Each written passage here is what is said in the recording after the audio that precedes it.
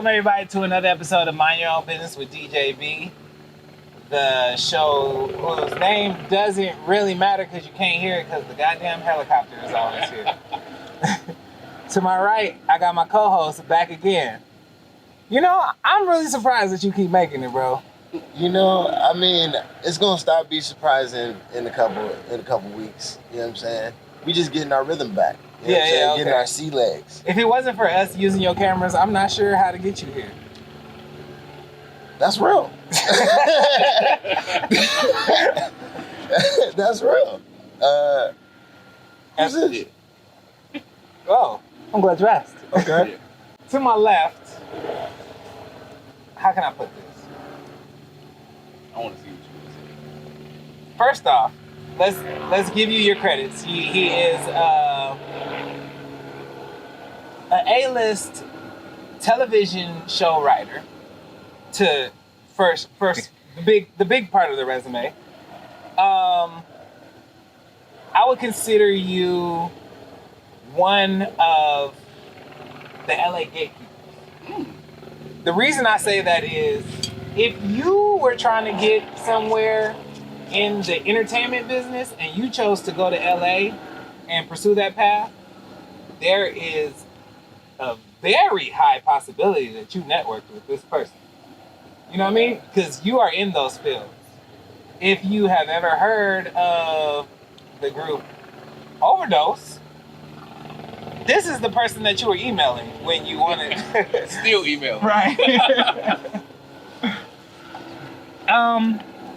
And personally, we go back to high school days, right? Mm-hmm. And I feel like I'm trying to say this in the most cis male way possible. But you are like, in my mental definition of what a man is. You get what I'm saying? Wow. Like, wow. You're a stand-up, respectable guy. You get what I'm saying? Yeah, like, appreciate that, man. Anytime I talk to you, it's always good energy. I feel a level of respect that I feel like you give across the board. You get what I'm saying? And you give off a persona that you also expect that from other people. Mm-hmm. And I don't feel like you have a problem getting it either. You get what I'm saying? Yeah. Like, you have a very respectable foundation, and you are easily my top 3 people in the entire world to beat at anything because you're good at everything.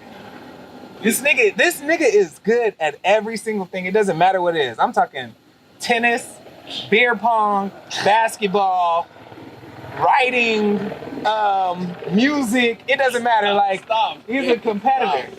He's a competitor. You're You don't call him a warrior? I wasn't calling him a warrior. I stopped that though. I was like, let me stop putting dubs on shit. Like, hold on. Keep going. No, nigga, don't be scared. Bro, I did not realize that you were DJB's dad. I mean, it's respect. There's some admiration there. I like that. Right, and I knew from who he was that he was not gonna claim himself as my dad after your statements, because you a different type of nigga. I wouldn't give you that opening. You had an episode. I gave you an opening. But yes, Chris Sanford, C-San, if you really know. Yeah. Right? Many aliases. Right. What's the other aliases? C-San, Chris? Bynum. They used to call Overdose. Used to call me Bynum. They said I look like Andrew Bynum. Then they said I look like Will Smith and Andrew Bynum. You definitely Will look Smith like... had 7 pounds out, and they called me 17 pounds of Bynum. That's fucking funny. Because Bynum was 17.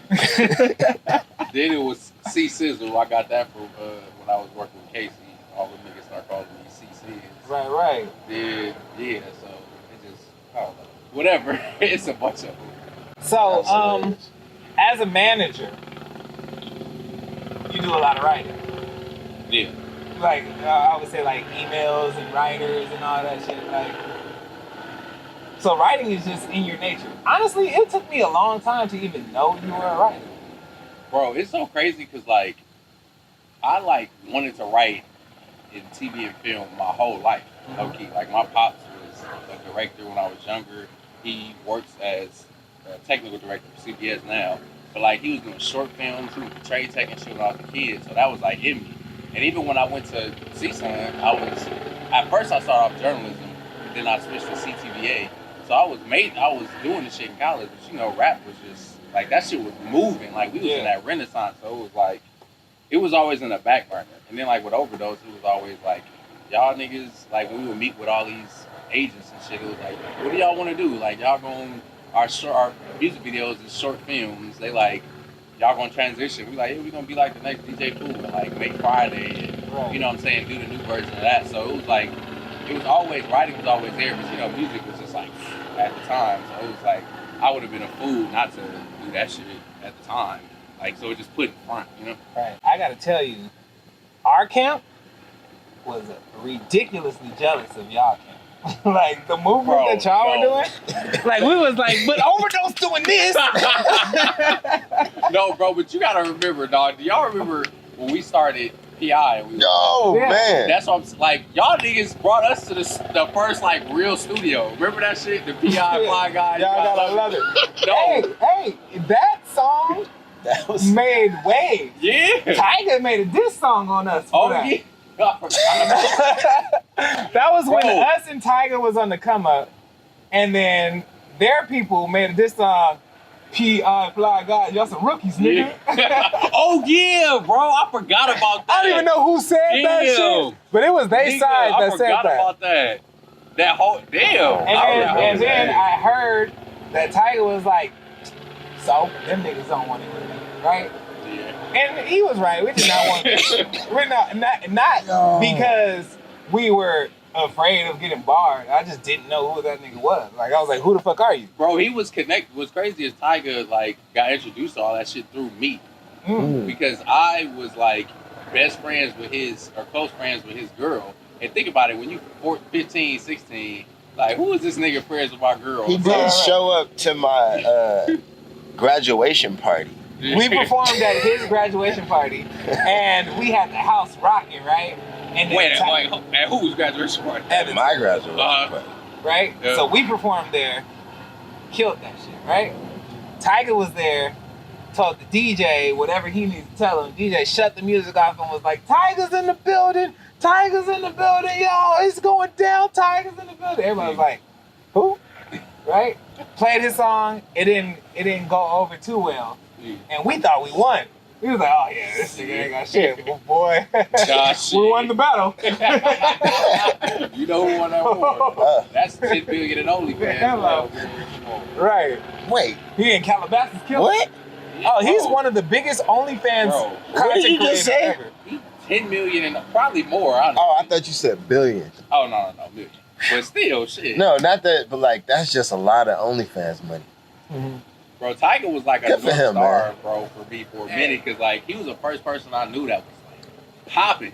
So this was before Twitter. Like I used to search his name on YouTube, and then just go to like recent when he started touring with Gym Class Heroes and shit. Bruh. And I would see that shit and be like, damn, I know this nigga. Like what the fuck, this nigga is on tour. Like, I gotta give Tiger his respects. His ability to stay relevant because his musical content hasn't evolved, right? You know what I'm saying? Like I think his content is the same, but his style is uniquely his. So he's able to just come back and do that again. Oh, I gotta in different segments of music, and I just respect that. Like he's able to do him, come back and kill it a lot of times. Yo, Tiger or Wiz? Tiger.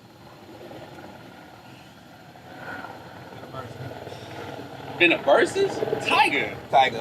In the verses, well, just like bro, it was bar for bar. Oh, bar for bar. Bar for bar, Tiger's still. Tiger. I'll tell you this, right. Bro. I'll tell you this. One time when I was recording at this nigga's Tiger's house one time, and he had like a Star Wars beat, and it did like the whatever, and he made a flow over that shit. I was like 16, like my mind was blown. I was learning low key how to like really come up with flows from that nigga. Like I'm like, well, he hard, bro. Like that shit is dope, bro. Yeah. It's so crazy. It's like this nigga CSUN has just had a bizarro universe of our lives. Yeah, they were doing the same shit on the other side. Dog, It's insane. I forgot about that, bro. Right. It was Fitzroy. And then That's who said it. I name remember sounds that. It familiar. was Fitzroy. That name sounds familiar. You know, Also, Woogie, you know, I really remember you know that what's shit really that funny? I think that nigga was my like direct neighbor.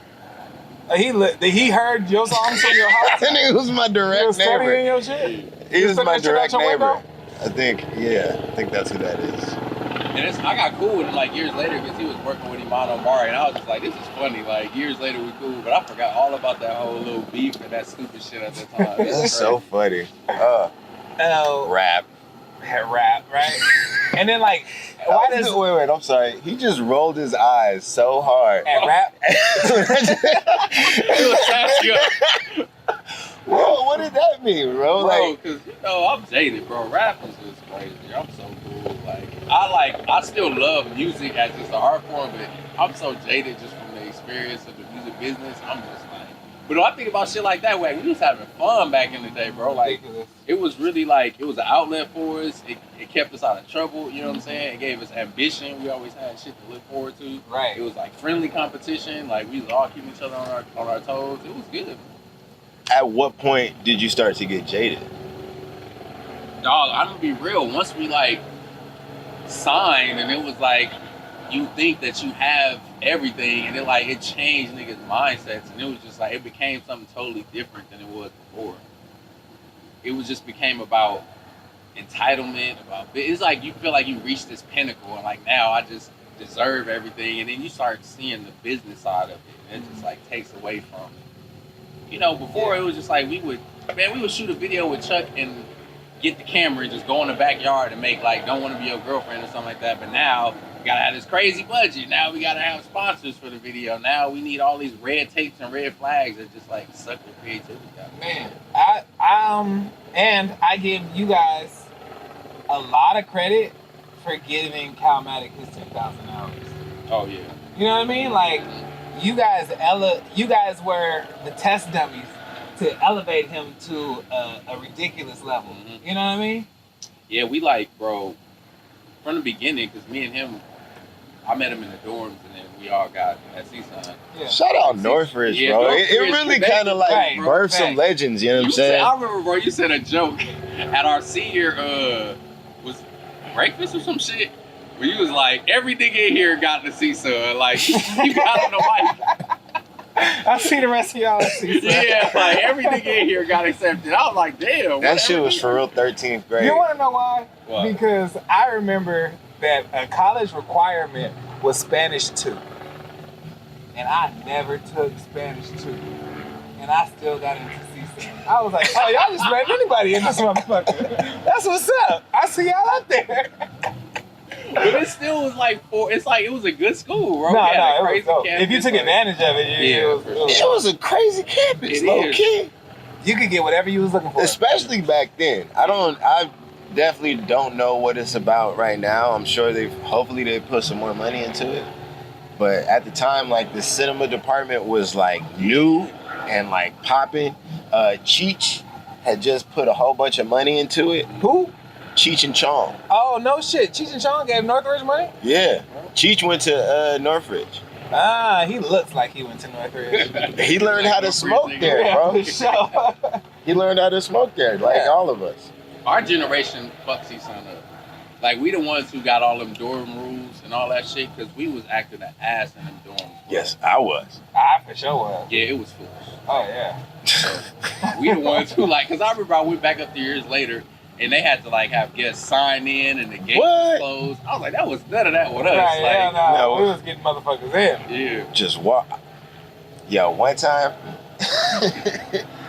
I was messing with this, beautiful young lady, and but I wasn't telling people that I was messing with her. You feel me? It was like, in those days, this would be referred to like as a sneaky link. You know what I'm saying? Right.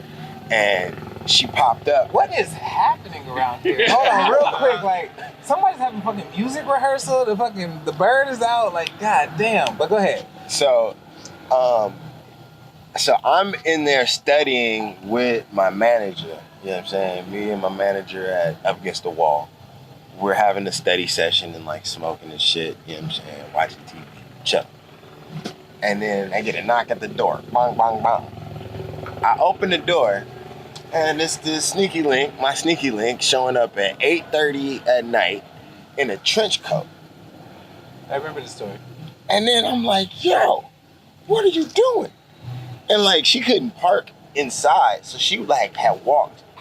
She said she had walked from like street parking across. She had walked from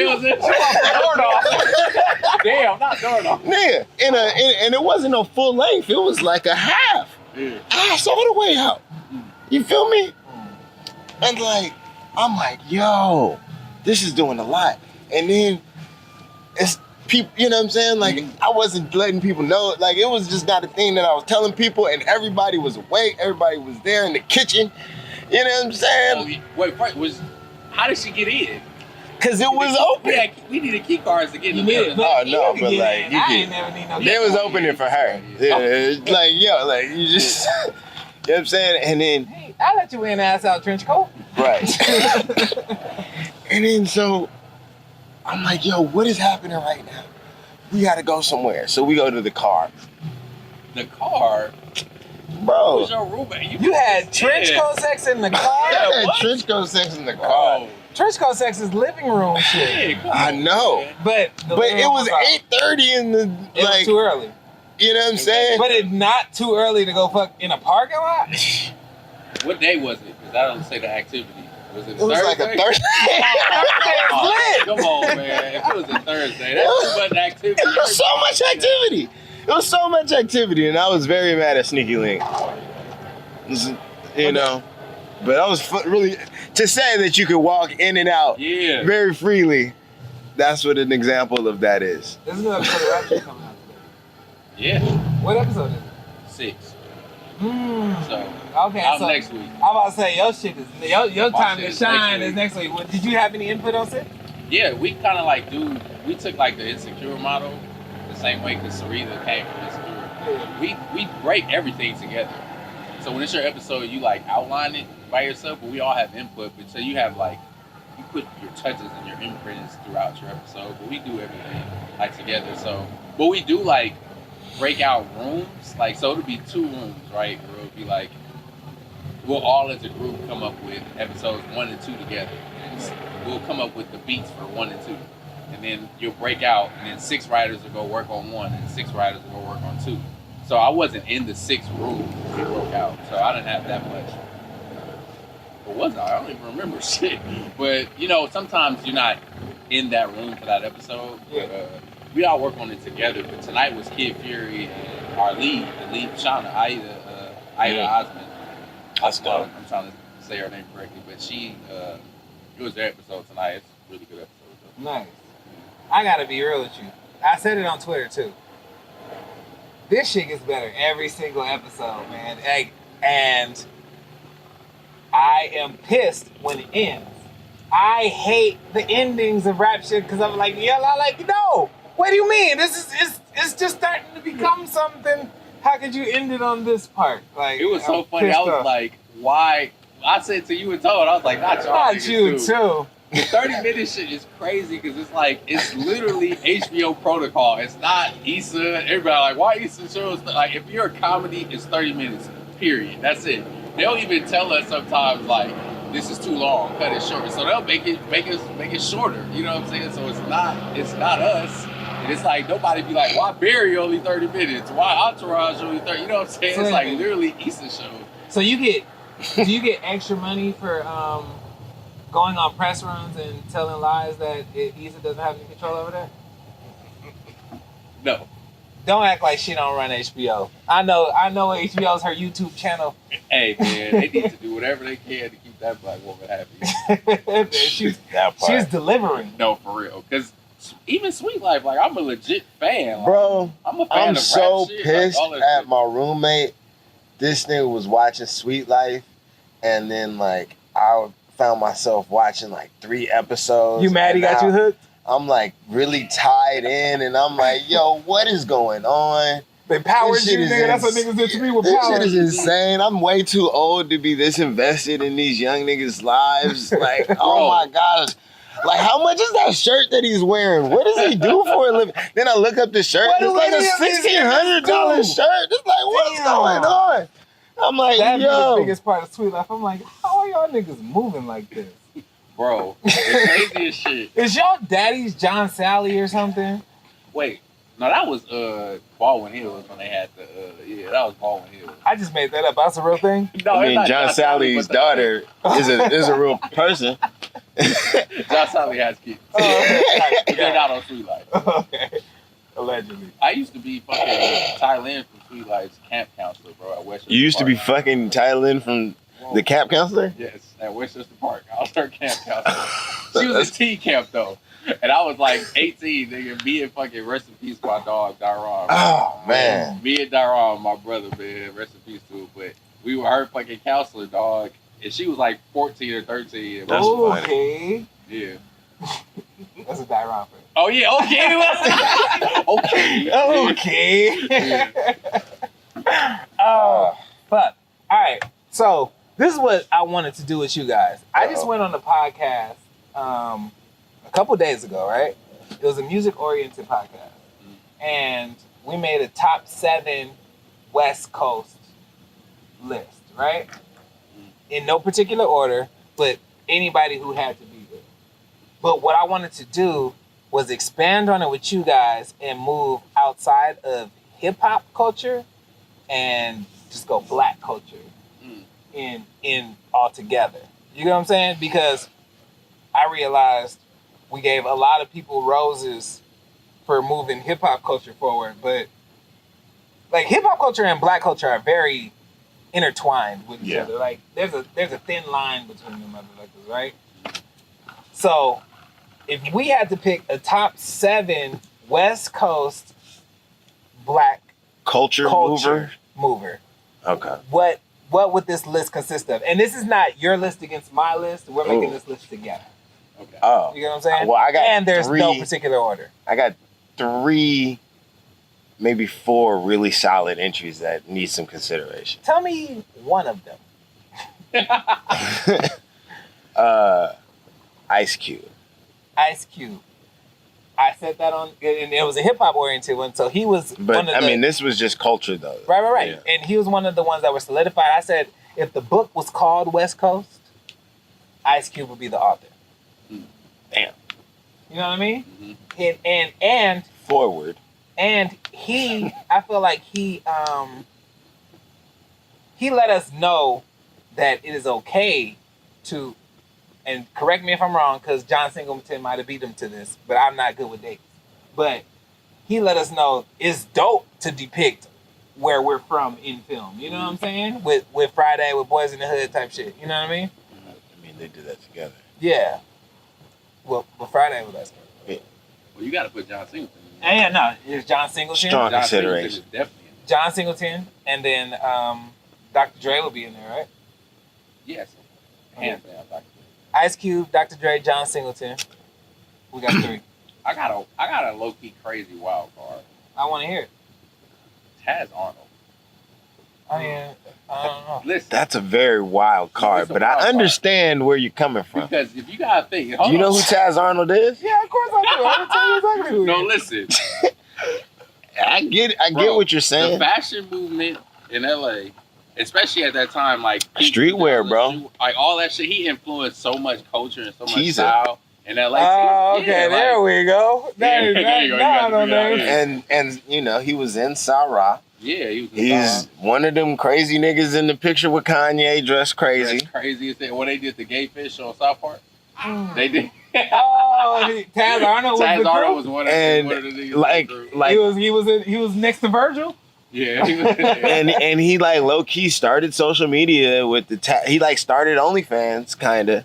Oh, I didn't even know. Not really. yeah. No. You're getting carried But away. no. In the heavy Snapchat days, he had Taz's Angels, which was this. Taz Angels is not that same guy. No. I know Taz. He's from Miami. Oh, I was about to say. Okay. All right. Taz Angels is Miami. I was about to say, I didn't know Taz was doing all that. Oh, never mind. I retract that. But I feel like he's like our Dapper Dan. You know what I'm saying? Like he is definitely that to us, okay. You know what I'm saying? So that's a dark horse. I would I like to keep him. I would like to keep him as the variables. I wouldn't put him in starting five. What about Magic? Johnson? Of course, yes. Of course.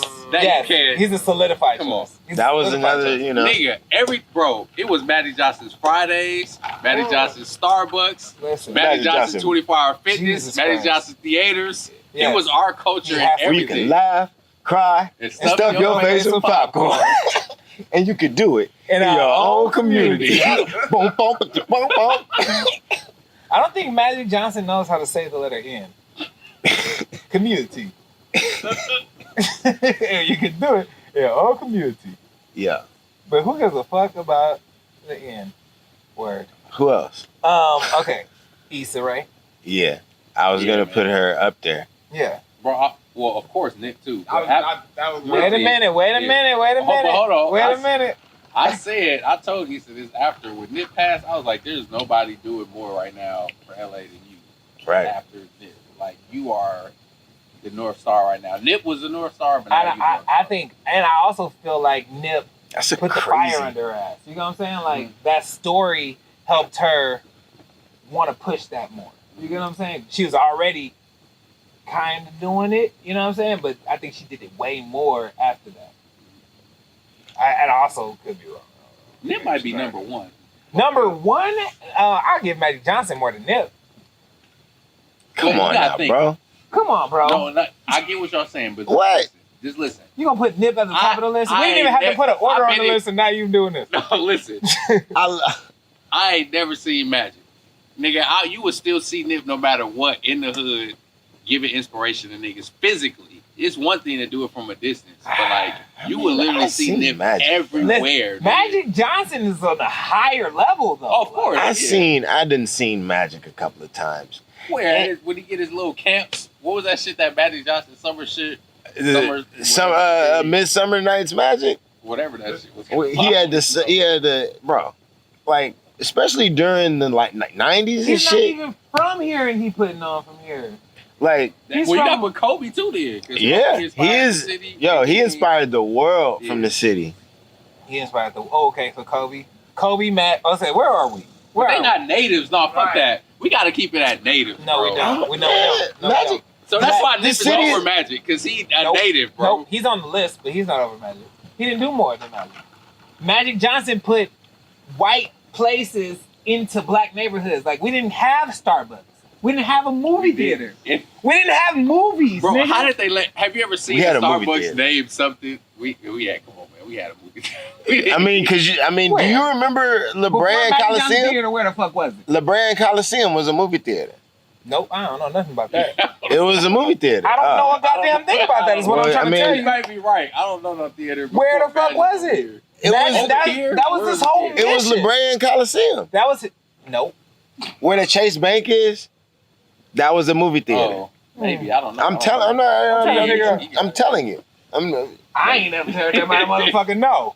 So I'm letting you know. Okay, that shit was called Magic Johnson Starbucks. Like, how the hell did he do that? Nobody has ever done that. Nobody's ever done that shit. Nobody in the world has been able to put their name next to Starbucks. And then he liquidated all of that shit, bought into the Dodgers, and then brought a World Series fucking to LA. You know what I'm saying? Okay, that's LA, but that's not. That's the culture. That's not that black though. Nigga, Mookie Betts. Mookie Betts did it, bro. What are you talking about? Black culture for LA culture. No, bro. Black people are integral in all of that shit, bro. Jackie Robinson. I stand by my statement. And I'm standing by my statement. How do you feel about this now that we're at an indifference? I feel like he liquidated his black culture assets for an LA asset in general. He did, and but you kind of go into what I'm saying again with the Nip thing. I ain't gonna try to keep bringing up Nip thing, but no, I mean, think about it. You love Nip. I do. I was listening to Nip on the way here. Okay. But no, real shit though. The Dodgers, let's keep it real. Like, it's Hispanic fans in LA. It's not.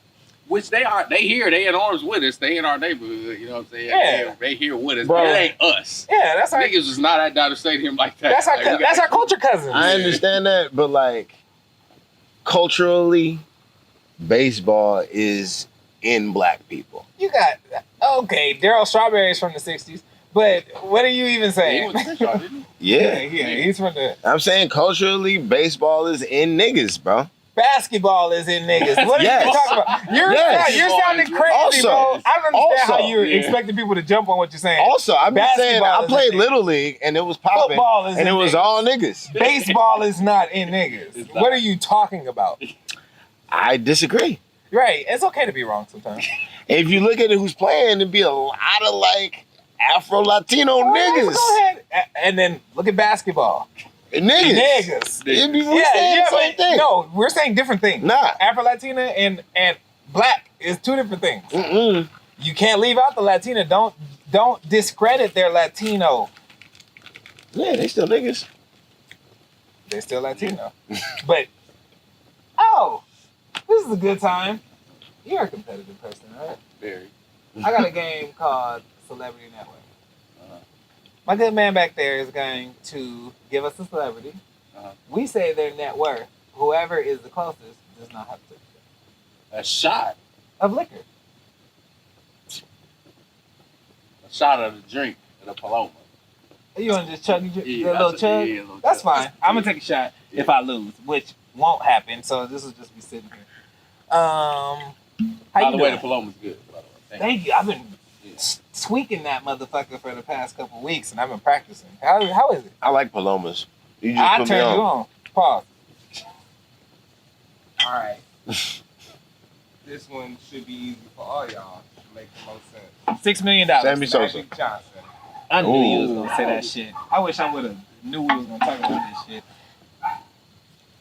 Magic Johnson is worth $600 million. Because he owns the Dodgers. But he's no Rihanna. So you going 600? Yep, $1 million. I'm gonna go 750. 750. Rihanna worth over $1 billion. So what's Magic? I'm gonna go 750 to 800. And it's 50. 50. You got the Dodgers. So you But he got like 2%. Like, I'm going to go 450. 450, 700.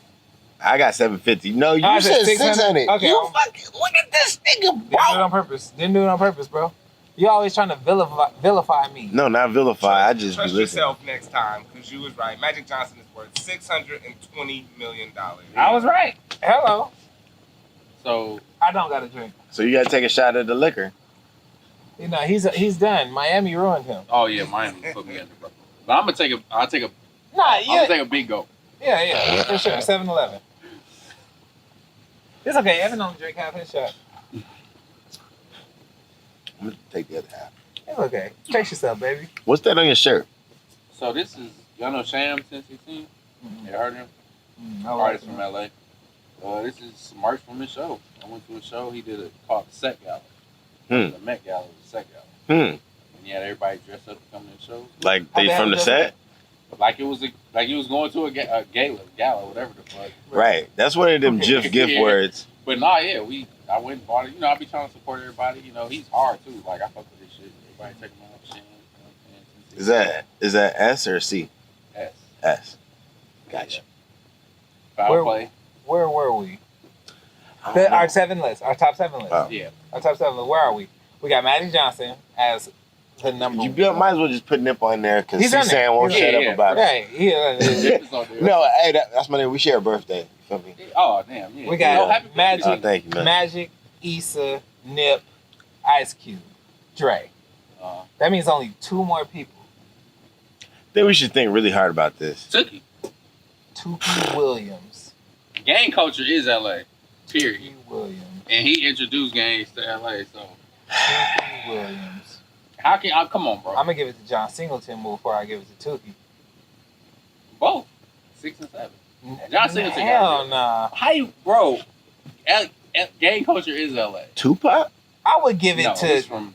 It's Tupac. Where is Tupac from? Is he from Tupac. Baltimore? Is from Baltimore, but don't get it twisted. No, he's from New He York. is ours. No. He is from Oakland. He No, represents Oakland bro, and he was LA. born in New He's York. the West Coast. When you figure out that he really only came, like I was shocked when I figured out. I love Pac.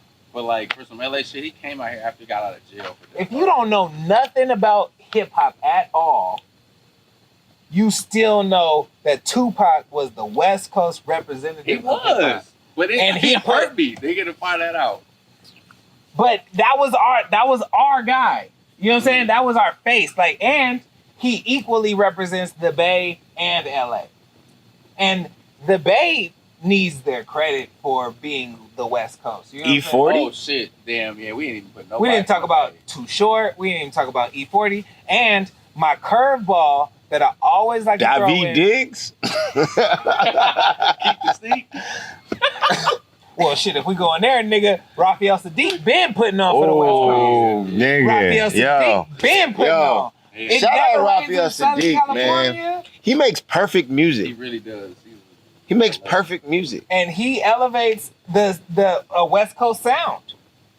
Shout out to you, Raphael Sadiq. You make perfect music. Honorable mention. Anytime you want to come out on the podcast, pull up, bro. You're not about to make this list, but honorable mention to Tyler, the Creator. You get what I'm saying? Bro, I was thinking about Tyler one day, and I was like, man, this nigga was so fearless. And he's fearless in creativity, period. But I remember one day, I was with Casey running around. This is years ago. And you remember when Mustard used to DJ everything? Yeah. I was going to a party to perform with Casey, and it was a hood-ass party, nigga. Like, I'm talking about, nigga, the Hunnids was in there. Rolling Hunnids was in there. You know, if them niggas is in there, it's a hood party. So, nigga, we performing and Tyler performing, and it was all these niggas from Hunnids on the stage, and like they wouldn't get off, and Tyler was about to perform, and this nigga was yelling at. I was like, "Is he crazy?" He was like, "Get off the stage!" Like he was taking the performance so serious that he yelling at these niggas from Hunnids to get the fuck off the stage. I was like, "This nigga is crazy, dog." And this was when he was probably like 17 or something. So serious about what he does. It's crazy, bro. He's about this life. Yeah, he's insane. I saw his concert. I took my little nephew at the Crypto. Mm-hmm. That shit was hard, bro.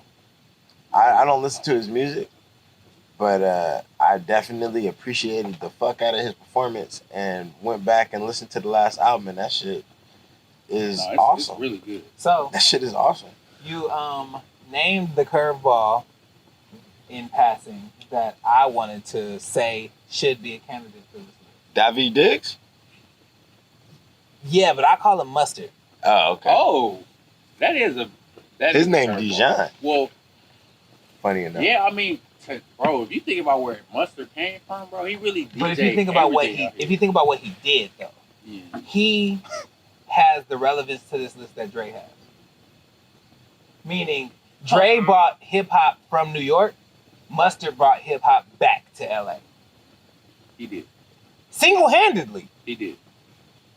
But did Snoop not make this single-handedly? Right, and yes. After 2010, who else helped bring hip hop back to LA? Kendrick? Him and YG. Yeah, no, but fact. No, hear me out. Nigga, what? Hold on, hear me out. Fact. Kendrick is like my GOAT. But like what? Kendrick is like, I feel like the TDE camp went out their way to not use Mustard beats. You know what I'm saying? To differentiate themselves. I don't think they went out their way. I don't think. And what I'm saying is they got tracks over Mustard beats, but they went. And then like we're also like discounting. We're also like there was a lot in the way for Mustard to even get to Kendrick. You know what I'm saying? Because he had staples in YG. He had staples. Wasn't too much in a way because he got production. They got production with each other. No, but I'm saying like he was doing way too much stuff with them and fucking Ty Dolla $ign. Yeah. Who we're not mentioning, who is it should be kind of like Snoop is on there, bro. We got it. Oh, right. Okay. Snoop is. So let's reevaluate our list. Can we reevaluate our list for a second? Snoop is. Please. Because niggas might need to make some variables. And remember who we're talking about. Magic Johnson's worth $620 million now. Yeah. Let's not put. That's why my shot's still too many people on the list. So Magic Johnson, Ice Cube. Excuse me. You gonna put Snoop? There's no way you can't put Snoop. There's no way you can't put Snoop. There's no way you can't put Snoop. Issa Rae. Issa Rae. Issa Rae. No, just John Singleton. Nipsey Hussle. Did I say Ice Ice Cube Cube. already? And we're still not, and we're Ice missing a Cube. lot of people. Right. So Lisa Leslie. Let's start over. Can we start over? Bro, no. If we're talking, That's a great candidate. but That's a like, great candidate. She's not making the list, but that's a great Yo. candidate. Serena Williams. Love you, Lisa. Serena Williams. Serena. Well, but like, no, but like, we're still like Yo, I'm starting the One of these WNBA, bro. niggas gotta go for Serena. The GOAT. If we're like, what is this Compton. list? What is this list? What is Black culture moving forward. What is West this Coast, list? West Coast black culture. But moving okay, forward. let's really talk about it. Like, I'm Serena's a big has to tennis fan, be on there. obviously. But like, how is Yeah, I'll Serena? beat your ass. No. Wait, what? How is I Serena? have What? once. You have beat Serena's ass?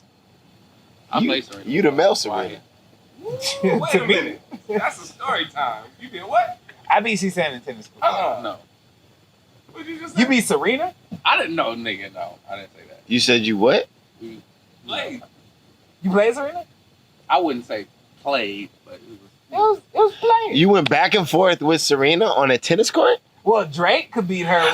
if she Like plays a on Chris the Brown meet and greet kind of thing? No, Chuck was filming Serena for like some BTS shit. Oh, For a and few you were days, you were and I hitting was them all there, and back. I was like, oh He yeah. was like, oh, We raced each other. She beat me. What is the real race? Yeah, it was a race. We raced on UCLA She's fast track. as fuck. And you know what's crazy? My fucking male ego. I was like, there's no way Serena's about to beat me in no Facts. Like, I was. Did I she would come to dust that you or did decision. she like? no, she beat. This is random. In the race, it was me, her hitting partner. I forgot his name. Troy. Boris Kojo. Oh, okay. And Serena, and I came in dead last. I came in dead last. Boris Kojo beat you in a... Boris Kojo came in first. Yo, what? Yo, that was the most random shit I've ever heard in my entire life. You're the most. This nigga is the most.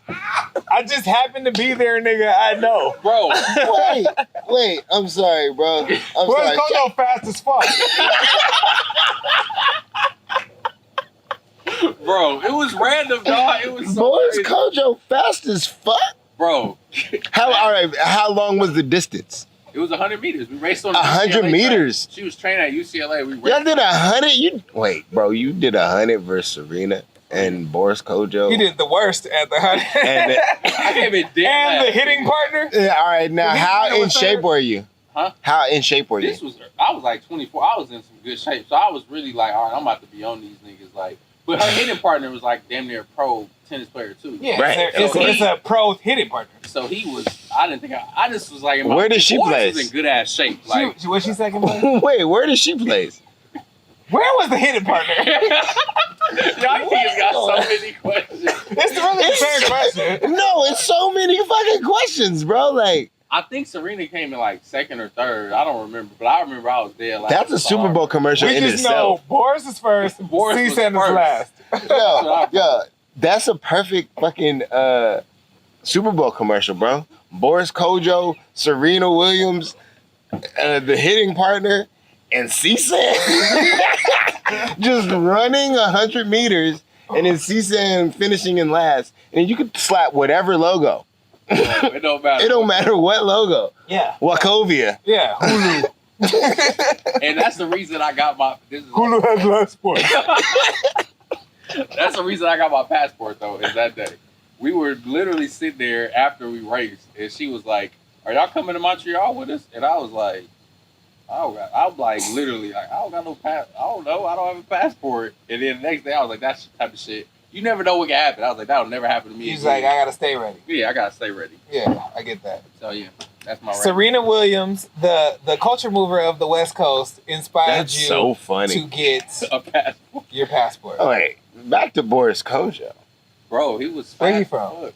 I don't know. He was fast as fuck He though. was Like, fast as fuck. His kids was hitting with Serena too. Let me look at this. It was a crazy like they just went in that's like, you so wanna hit interesting. what- How I old is think Boris Serena- Kojo? Bro, he Look was that up. fast, dog. He's That nigga an Boris actor, smoked me, bro. so He was in acting elite fast. shape too, and he tall. Nigga, he like a real athlete, bro. Tall, in shape. bald Shout head out to nigga. Boris Kojo. he's 6'3". Which one is Boris Kojo? 6'3", damn near 6'4". This guy. Husbands in Hollywood. Okay. No, I be getting him Oh, and that- Shamar so more. He ain't buff for confused. no reason. He Nah, he- fast. He really be working out. He look like Jason Taylor. That's good. Good fit. And he got a super fine wife. He got to keep niggas at Oh, bay. Nicole Ari Parker? Yeah. Shout out Nicole Ari Parker. Fast niggas. He passed his head. That's So, so rumor funny, has bro. it, you guys, Boris Kojo is faster than Serena Williams. But Hey. Serena Williams has the city on her back. So that's probably why she's moving so slow. And she also finished. She just came off finishing the training session. So maybe her legs was a little tired. Yeah, you know what I'm She saying? had just been running. This nigga Boris Man, showed up this for nigga the Boris- race. You know what I'm saying? He showed up for the race. This nigga Boris be telling that story hella different. He was like, yo, bro, I beat Serena Williams, and then there was this bum ass nigga that came in last.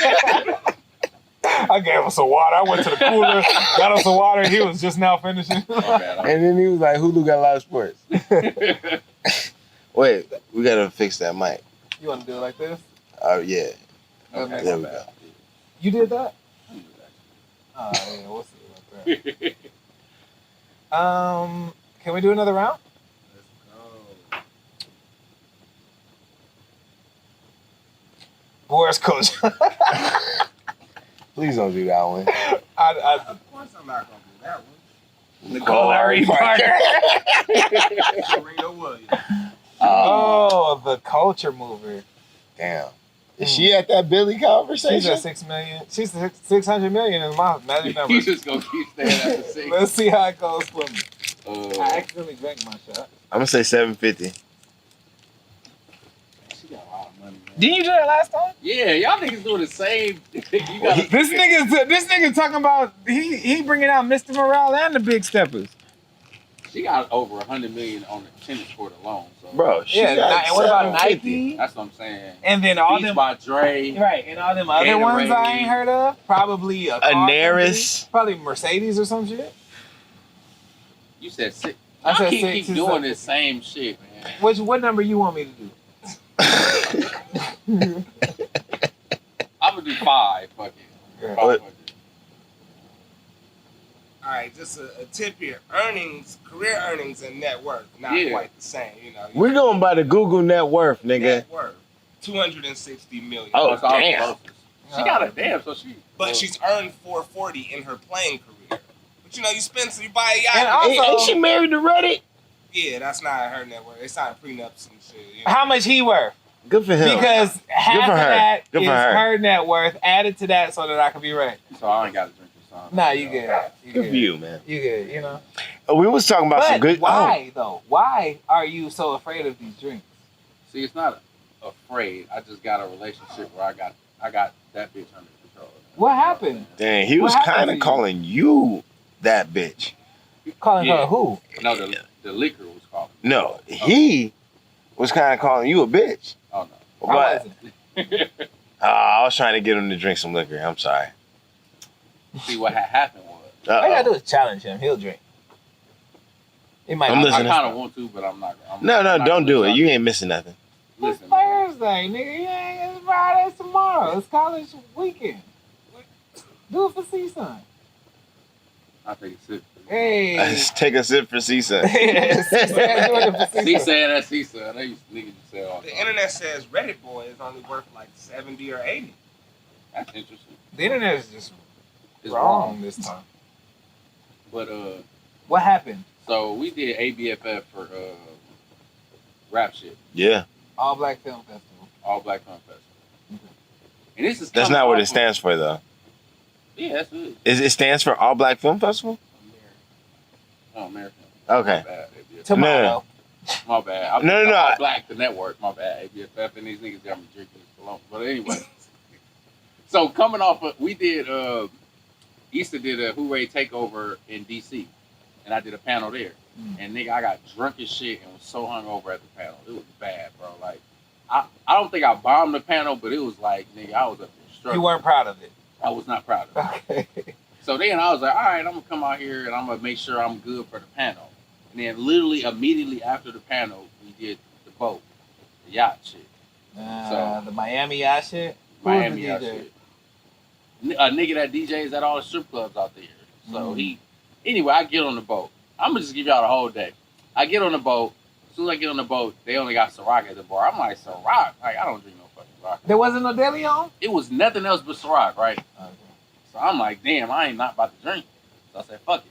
I take a shot of Ciroc and I get a Ciroc and lemonade. Bam, 2 drinks. Oh. All of a sudden, it's tequila on the boat. I'm like, we in the middle of the ocean. Where the fuck does tequila come from? Right. Somebody lying. Was it deli on?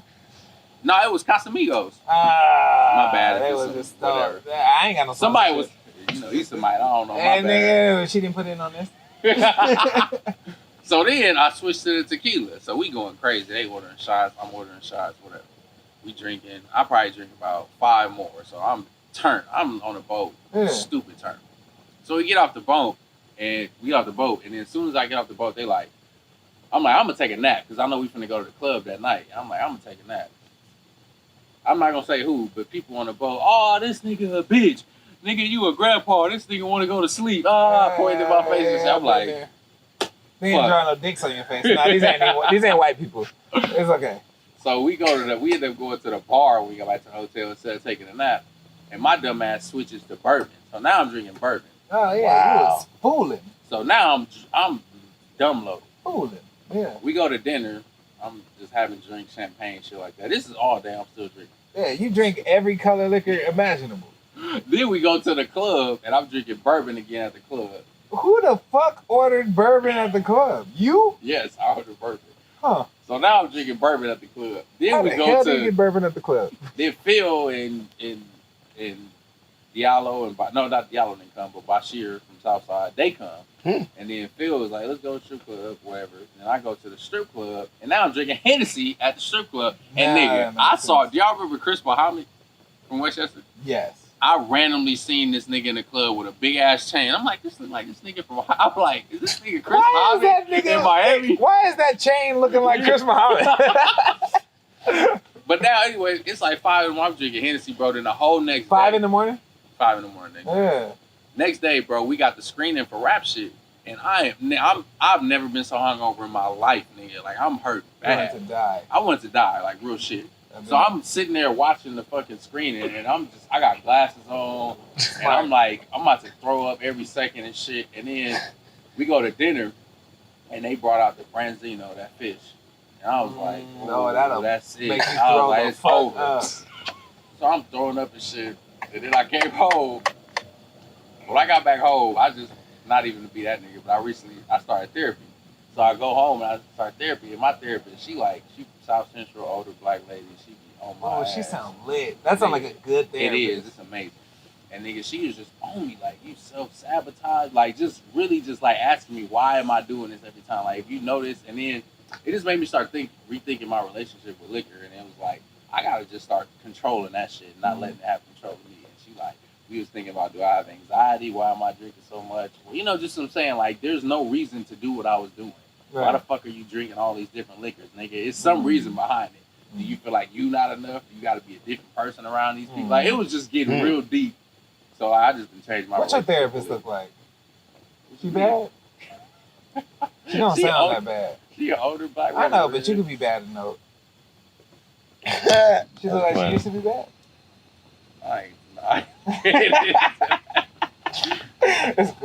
But no, for real though. So I ain't drinking like that. Fall into the trap. So my liquor shit is like, I drink. Like, I'm not gonna turn it, but I ain't about to be doing what I was doing. Like, ever since then, I'm like, 4 drinks is my max. Like, if I go somewhere, I ain't doing that shit. That's plenty. That's enough. Because and then I'll also be feeling like that shit is embarrassing sometimes. So even though people are not thinking about it like that, but it's like, damn, I'm just at the table looking hurt. You know what I'm saying? Like, we want to talk about embarrassing stories. I could talk for days. This nigga Evan had to fucking cuddle me on the party bus home because nobody wanted to be near me because I was a nigga growing up on the party bus. That shit ain't cool just to be the. It's not cool. It's not. So. It's really not cool. And then we was talking about this shit earlier. It's counterproductive. Like when the next day you gotta do shit. Right. And like we ain't like we used to be. Like you taking away 2 days of your life by having fun for a couple hours. Yep. That part. Like, first off, you can't do nothing else with the rest of the day, depending on when you start. You know what I mean? But the next day is just fucked. Like, you gotta have a whole recovery day. Yep. And it ain't like a workout recovery day. Nigga, you just slumped. Head be hurting, can't slumped. move, body Listen. hurting. I really be posting that fucking Ace Boogie for Paid in Full, nigga. Right. When he be laying in the bed after he got shot, that be me, dog. Hurt, nigga. That shit is the worst. What you say? We were talking off screen about spades, and like you be playing spades. Oh, just so y'all know, we had a guest on here, playing Coley. He has a show called the World Series of Spades. Yeah. And I'm in the tournament I'm in the beginning phases of trying to get on the show. Right? So you win the tournament on your phone, you get to get flued out to LA. And they should still give you money for a plane ticket. Nigga, I'm just gonna fill out the paperwork and say I live in New York. So I can get a plane ticket of some sort. What? I'm hoping they give you the money. Then that's not how that works. I know, it's not gonna work. That's why, and then What kind of fairy tale did you build in your mind about this situation, bro? What are you talking about? I was trying to get a check. I was trying to get a little check. That's all that was happening. But no, and then I'm coming back to this nigga text messages like, hope y'all win. I'm like, I bet the fuck you do, so you come in under budget and keep the rest, nigga. Oh, you told him you submitted? He know. And then he was telling me and Bertoni like, hey, y'all live in the same house, don't cheat. Fun fact, all these niggas is cheating. Yeah, come on, man. Nigga, if you think we ain't on this app and you ain't on the phone with your partner right now, nigga, niggas is cheating, nigga. Sure. I was like, nigga, this nigga Bertoni was like, how the hell they know to play that right there? I was like, they fucking cheating. This is what happens. Nigga, it's niggas cheat. What's up? But anyway, hopefully we win. We not winning too much. We played 4 games. We won 1. That's not good numbers, bro. It's making me question. Yeah, they're y'all's not. game. Did y'all practice before you got in the tournament? No. When I say practice, I mean no, we did not practice on this application together. We have played spades in real life, and we kill niggas. My mama and daddy owe me 2 brunches. Okay, so we actually do win. Don't play me in BM. All right? But you saying that you come from an environment, you told us you come from an environment where spades and dominoes and shit get real serious. Bro, so again, my family has done a lot of time in prison. And and when we have like family functions and shit, I remember it was one time in particular, I think it was Christmas or Thanksgiving. One of my uncles was done on and off probably like 12 to 15 years or something like that. And then there was this other dude there who was fresh out of like doing 25. And then my uncle's son was also there, and he had just came home from doing like 3 or 4. So it's me and them 3 niggas playing spades. Hey, and you know what's dope about you? You can hold your own in that environment. But go ahead, you go. But dog, like literally every move I made, like all them niggas not even on my team is critiquing me, and they putting so much fucking pressure. And these niggas is sticking to like the G code, nigga. It is like we are on the fucking yard playing this shit. So like that environment taught me how to like really be ruthless and aggressive with the shit. Like I take that shit so serious just because that's how I came up playing. You slam your dominoes? Oh yeah, come on, man. Yeah. But them niggas, like, it's crazy. Like you, especially in spades, it's like I ain't even your partner, and you talking shit about my plays, or you holding me accountable in the ways, and then they looking at you. It's literally like a Western standoff every fucking move you play. It's like they looking at you to see what you gonna do. And I'm sure niggas have got their ass beat behind shit that they do. But playing with them, it raises the bar of like how you play spades and the seriousness of these games. I was like, nigga, this ain't even a game no more. It's not. Like, it's not even a game. It's like a life stance. I'm gonna be real with y'all. I'm one of the black people that don't know how to play spades. Have you? Okay, did you have a PC when you was a little kid? Yeah, I know how to play solitaire. You know how to play hearts? Man, Did you not get sick of solitaire and play hearts? No, I got. Because I promise you, it's the same thing except spades is hearts. No, you didn't play hearts. I didn't play. I was playing Minesweeper. Damn. I hated that game because it was frustrating when you used to get halfway there and you click and then all of a sudden that shit over with. Yeah, I was be playing real with you. Minesweeper. When I was a little kid, I just remembered this maybe like 4 months ago. I was such a hopeless romantic in grade school. I would be on my family's PC playing solitaire. And I'd be like, if I win this game, me and her are getting married. I knew you was about to say that. Nigga, I did not win them games. That motherfucking solitaire fortune was right, nigga. I did not. Everything I said happened. When I said this would happen and this would happen, because like if I did like my personal shit, like personal like endeavors, Yeah. I would win. But when I did some relationship shit, I would lose, and I'd be like, "It's just a game. This is a game. This is no what it's talking about." But that motherfucker was right. I would never suspect that from you. Yeah, I did it in secrecy. Yes. Fortunate thing about me is I had all my heartbreaks be hella sus. Like, Why is that fortunate? Why is that fortunate? Like, Please explain. okay, what? All my heartbreaks, I didn't really have a leg to stand on for why I was so heartbroken. You know what I'm saying? Like, there was no agreement between me and the other person that we were something. Were y'all dating? No. That's what I'm so saying. you're heartbroken with somebody you've never dated? Yeah, but the vibe was there. You know what I'm saying? Yeah, for you. Heartbroken off The the vibe vibes. wasn't there for them, but it was there for Oh, ain't no way the vibe wasn't there. Ain't no way the vibe wasn't there, nigga. Were you getting catfish, nigga? Was this match on tail? Nah, this is... What the fuck is a mesothelioma? Man. The nigga who got catfish. The football He player. don't know sports or references. Oh, we talking It's on sports? Netflix now. Oh, we talking sports and Netflix? Go on Netflix. Yeah, I know everything you're talking about there. Oh, yeah. How you, wait a minute. You don't know no sports. I play, I don't watch. That's what I'm about to say. You clearly play I play, I don't watch. I get bored watching sports and I be like, nigga, why aren't we just playing this shit right now? that's how I feel. We need, you was talking, we need to do some content of recording me playing you in tennis. Yeah, you gotta be fucking. We can do that shit mañana, and we you've been put back. it out with this episode. I've been bashing you on the internet that I could beat your ass in tennis. I just want to let the video speak. You know what I'm saying? Yeah. Damn. We can just play. Damn. And that's why he got the intro he got, because he's that type of nigga. Damn. He was like, listen, this is what happened. He's one of them. And I feel like I'm one of them people too. But the detriment to me is if I get momentum, I get very bravado. And there's a lot of bravado behind me. And then once I focus on the bravado, I'll give that shit back.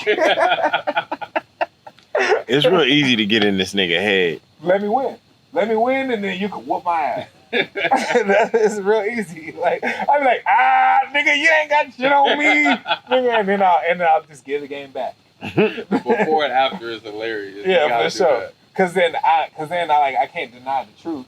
You know, I'm not one of them niggas. You know what I mean? I'll be like, nigga won. That nigga, he came, and he came to play. Yeah, but like, you know what the funniest part about this nigga is? If you beat him, you might not be able to be his friend for about 2 days. No, I've gotten better at that, for real. Yeah? You're a sore loser? No, I used to. I used to just take shit so serious. But I've gotten way better, bro. Like, I'm in therapy. I haven't seen that part. No, Therapy helped you with that? Yeah, you know what I'm saying? Wait, what'd your therapist say about like that? Well, this is gonna sound. I don't even know if I should say this, but this is gonna sound crazy. But there was one day I used to play when we first signed our overdose deal, right? Like, nigga, it was like, all right, we got this chick, like, and niggas was going different ways, and I was just at the gym every day. And I was playing basketball, right? And it was the summertime, and it would be these little niggas there playing every day. They went to like Beverly High or some shit randomly, and it was. That sounds like little niggas you would run into at the gym. Go ahead. And I'm playing them every day, and I remember one day I got so mad at one of them little niggas, like, I pushed this nigga into the wall. He was like 15. And I was like, yo, you are wilding. Like, after that shit was like my come down. Like, all right, this nigga. What was the context of, like, what did he do? I was just killing him, but like, he was getting so frustrated that he was like super fouling me. He was talking, you know, them little niggas got no respect. He was talking crazy. Yeah. And he was just so under my skin. And then I just got mad and I just pushed him into. I was like, yo, I'm so out of pocket right now. And after that, I never took I was like, I'm not about to be that competitive. And my dad he is so. That's where I get it from. And when I be sitting back now with this bird's eye view of myself, and I play my dad in tennis or something, and I just see the shit he's talking, I'm like, damn, this is what I was on. My dad be tripping. He is trying to put his foot on your throat and just step on you when he's playing. Turn sideways. Yeah. American History X. That's my favorite person to beat. No, yeah, it is satisfying when you beat him, but that shit is calm me down. So you're right, that used to be me, but it's damn. Calm down. When did you start taking therapy? Not that long ago, probably honestly 4 months ago. 4 months ago, I started therapy, and people told me when you take therapy, when you find a good therapist, it'll change your life. Mm-hmm. I didn't realize the subcontext of what they were saying when you find a good therapist. Because I got a therapist, and I hate her ass. She was horrible. Yeah. I hate her ass. I hung up. It was a phone therapy session. I hung up on her ass, and she called me back, and I did not answer. I was like, I'm telling you how much I feel overwhelmed with how much shit I have on my plate. And the answers you're giving me are so condescending. I feel like you think I'm an idiot. She was like the shit she was telling, I was telling her, I got a lot of shit going on. You know what I mean? I got fucking kids. I got this. I got that. I got this. I got that. I got this. And every time I am focusing on one thing, it's depressing me because I feel the other thing's dying. Right? And she was like, maybe you need to use your calendar. I was like, bitch, you don't think I fucking use my fucking calendar? You don't think I tried that? And then she was like, maybe hire an assistant? I was like, bitch, you think I go for an assistant? I'm like, why do you think with the things that I'm giving you that I am literally doing and putting into fruition that I didn't try those things? And you see how much I value my time. Why do you not think you're a waste of time right now? I'm hanging up on you. And I was at the gym. She was taking away from my workout. And I was already telling her, I was like... You was doing therapy at the gym? She was late. Oh. She was 30 minutes late. Oh, wow. Yeah, nah, bro. She gotta go. And the funny thing, so I got a psychiatrist and a therapist. On the phone? Both of them, my insurance gives me phone shit. And my insurance and COVID combined equals phone. So, but my psychiatrist, I love him. His voice sounds white, but he gets me. And he the way I talk to him, I was like, I want you to be my therapist.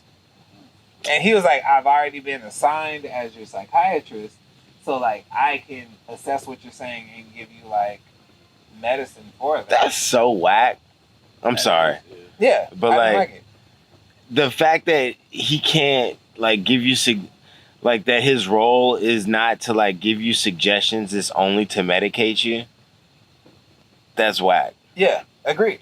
And I mean, I'm kind of jumping to conclusions, but is he saying that he can't give you suggestions based on what he is seeing and assessing from your life? He did set boundaries because I was trying to turn him into my therapist. I just kept opening up to him, but I felt because when I went into it, I was ready for therapy. I feel like a lot of the Black community, maybe not so much in this day and age because we have really been pushing the mental health narrative, but they're the hardest part is getting them to actually open up. And I was emotionally ready to open up to this person. So I was like, I'm gonna give you something first. You know what I'm saying? I'm gonna give you all this. Whoa, Turbo. And then she didn't know how to receive what I was saying. And I was like, why would I give you more? Because what I've already given you, you didn't give me anything back. that I felt useful. Mm-hmm. This You know is the therapist. This is the therapist, yes. And I'm only judging our voices. He's the psychiatrist, white man. Therapist, Hispanic woman. There's an interesting tweet. I am a Twitter head. I love Twitter. Same. It is one of the most Sodom and Gomorrah and most like paradise places on the planet. But there was a tweet that was going viral the other day, and it said, like, I'm tired of these therapists like talking about how hard it is to like have black men as patients. Therapists say that? There's like a sect of like TikTok that is like therapists talking about how black men are hard patients. That's crazy. Then the response to it was like, I got a Latina. It was like, I got a Latina, and she didn't have the same self-hate that the black people do. I don't know. It was a very like layered. Yeah. But who do you follow on TikTok, nigga? I don't follow anybody on TikTok. Oh, that's why you're getting this. No. I follow everybody on Twitter. But it was from TikTok. Yeah. Go on. And so, but the conversation turned into, as a black man, like, who should be your therapist? And then there was, a conversation about, black women. And, like, sometimes the disconnect between the men and the women, does that play a factor in the therapy? So, like, then there are not that many black men therapists, And so, like, who can you talk to and who should you talk to? Right. So it was just interesting. And I think it's a case-to-case basis, honestly. Right. Like what works for you may not work for me or whatever. I felt very comfortable talking to that white man. I don't know. And on paper, I would not see that being a thing. Yeah. You get what I'm saying? But he also lost me a couple times. He told me, he was like, I told him how much I hated the therapist. And he was like, all right, I want you to just try her for like 6 months. 6 months? You got me right. Shit. Yeah, I said the same thing in my head. He was like, and I want you to tell her why you felt uncomfortable talking to her. I was like, for what? Am I trying to make her better, or she's trying to make me better? And then he was like, iron sharpens iron. Like, you know what I mean? I was like, you got me fucked up. No. You got me fucked up. Like, I wouldn't be doing that. And iron with a PhD, I'm not supposed to be sharpening that one. And then, like, I felt like I was, he was taking advantage of me knowing that I'm not dumb. You know what I'm saying? Like, if you talk to me, you understand I'm not an idiot. You know what I'm saying? And, like, he was like, I think she can benefit from you. He thinks you're an idiot. My bad. We are going somewhere. We are going to such a great place. I knew exactly what was going on. Because clearly I'm an idiot. But allegedly, you have to say. Allegedly, I'm not an idiot. No, when you laughed, I knew what was going on because I'm an idiot. But fuck this. But I was like, I'm not trying to help this bitch. She's supposed to be helping me. For real though. Like, no, fuck you. Fuck you being a better therapist. You're not a good therapist. I need somebody better. Like, I'm not trying to help you be better. You're supposed to be helping me. I got problems. Now, all right, you have a black woman. You had a Latina woman. Allegedly. According to her voice. According to the voice. Now, did it take was there like a warming up period, or you kind of just jumped right in? Dude, so even the shit that you saying is the reason why I never started. I was like, I'm not about to even look because I didn't feel like I knew exactly what I wanted. I wanted an older black woman who I felt like was gonna be like my auntie or grandma. Like I was talking to somebody who's older, wiser, who had love for me, who was also could identify with where I come from. So one day I was chilling with my homegirl. You just wanted a grandma you didn't know. Yeah, like. Yeah, okay. But one day I was chilling with my homegirl and she was like, I'm sorry for sexualizing your therapist. No, you watch The Sopranos? No. Oh, anyway. But he sexualized his therapist. But that shit is funny. That's why It's natural for a man. But yeah, she told me, she was like, I just started therapy, and she was like, I got this therapist, and she was like, older black woman from South Central, and she was like, she be getting me together, and I was like, damn, bro, I was like, that's what I've been looking for, and I was like, give me her info. I hit her up, and from the first session, I was like, yep, this is it. It wasn't no head coddling. Oh, it's gonna be okay, baby. It was like, oh yeah, I got you. But she was getting me together quick. Like, it ain't really, like I said, it's no coddling. It's gonna be okay, baby. The world is, no. It's like, nigga, life ain't fair, nigga. Put your shit, like, you know what I'm saying? It's so what like, you gonna do with that? Yeah, exactly. So, I love it. But I need it, and she's helped me through so much shit already, and I'm just getting started, you know what I'm saying? Breaking down layers for me and shit. And I was dealing with, especially a lot of shit with DK, with, you know, I mean, I don't know what shit happened, but I was dealing with a lot of shit from that, and talking with her through that just, like, helped me tremendously. And I don't want to get into all that, but, like, just saying, you know what I mean? Like, she really has helped navigate. She get it. Like, she from South Central. She still live out here, you know what I'm saying? She don't deal with mostly just black clients, especially black men. So it was perfect for me. I'm like, I tell people all the time, if she want her, it's not for everybody, because she ain't finna sit here and baby your ass. Nothing. Nope, at all. So yeah, I need that. You know what else I love about this nigga? Tell me what you love about your dad. He's an empath. I am though, yeah. Your ability to feel for others is amazing. Like, you're admirably unself-centered. And then that makes me question, like, do you come from a home of privilege? Did you ever have anything to worry about? Shit, hell yeah. Like, it's crazy. My life is like, it's two halves. Like, all up until, I think 7th grade is when I finally got a foundation. And my dad and my mom got their shit together. They got divorced. And then when they got divorced, my dad was broke as fuck and my mom was broke as fuck. Me and my dad was sleeping on the couch together in a 1-bedroom apartment. Didn't even have a bed. Didn't have a car. Nigga opened up the fridge and it's the frozen $1 burritos and a jug of water. Like, that's it. This was fire, though. They was, though, with the Tapatio. Like, that was my whole life till, like, middle over right then. Or Bill, right? Whatever. Right. But then as soon as my pops got a job and got steady, like, you know, they made up for all that lost time. So from, like, I would say, like, 8th grade on, I was cool. Like, my parents had decent money, middle class. But before that, niggas was broke. Like, so I know both sides. You know what I'm saying? Like, 8th high school and shit in college, I had a lot of help from my parents. So where do you think you get your empathy from? I mean, both of my parents. I think my mom instilled a lot of that shit in me, and then just being dealing with a lot of your emotions on your own, like an only child, parents divorced, dealing with that shit, and like I said, the shit that I was dealing with when I was by myself. You know what I'm saying? Like, my pops used to go to work at like, nigga, 3-4 in the morning, and then he getting up off the couch.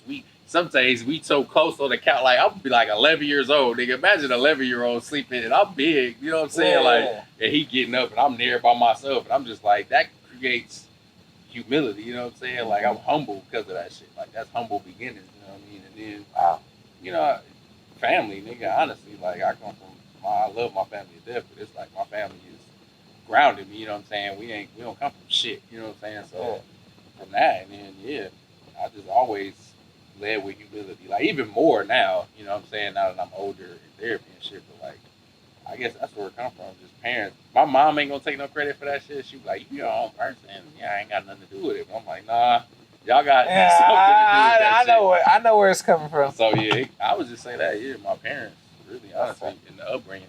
Okay, so we gotta finish this list. Damn, wait. 7 West Coast Black culture movers. We have not got it to 7. And How many do we have left? We don't have shit because we had like 12. So let's start over and get it solidified. Okay. Who is you? First off, Magic Johnson's gonna be there. Magic. That's the only one that we know for sure. And Ice Cube. No, unfortunately, apparently Nipsey is more solidified than Ice Cube.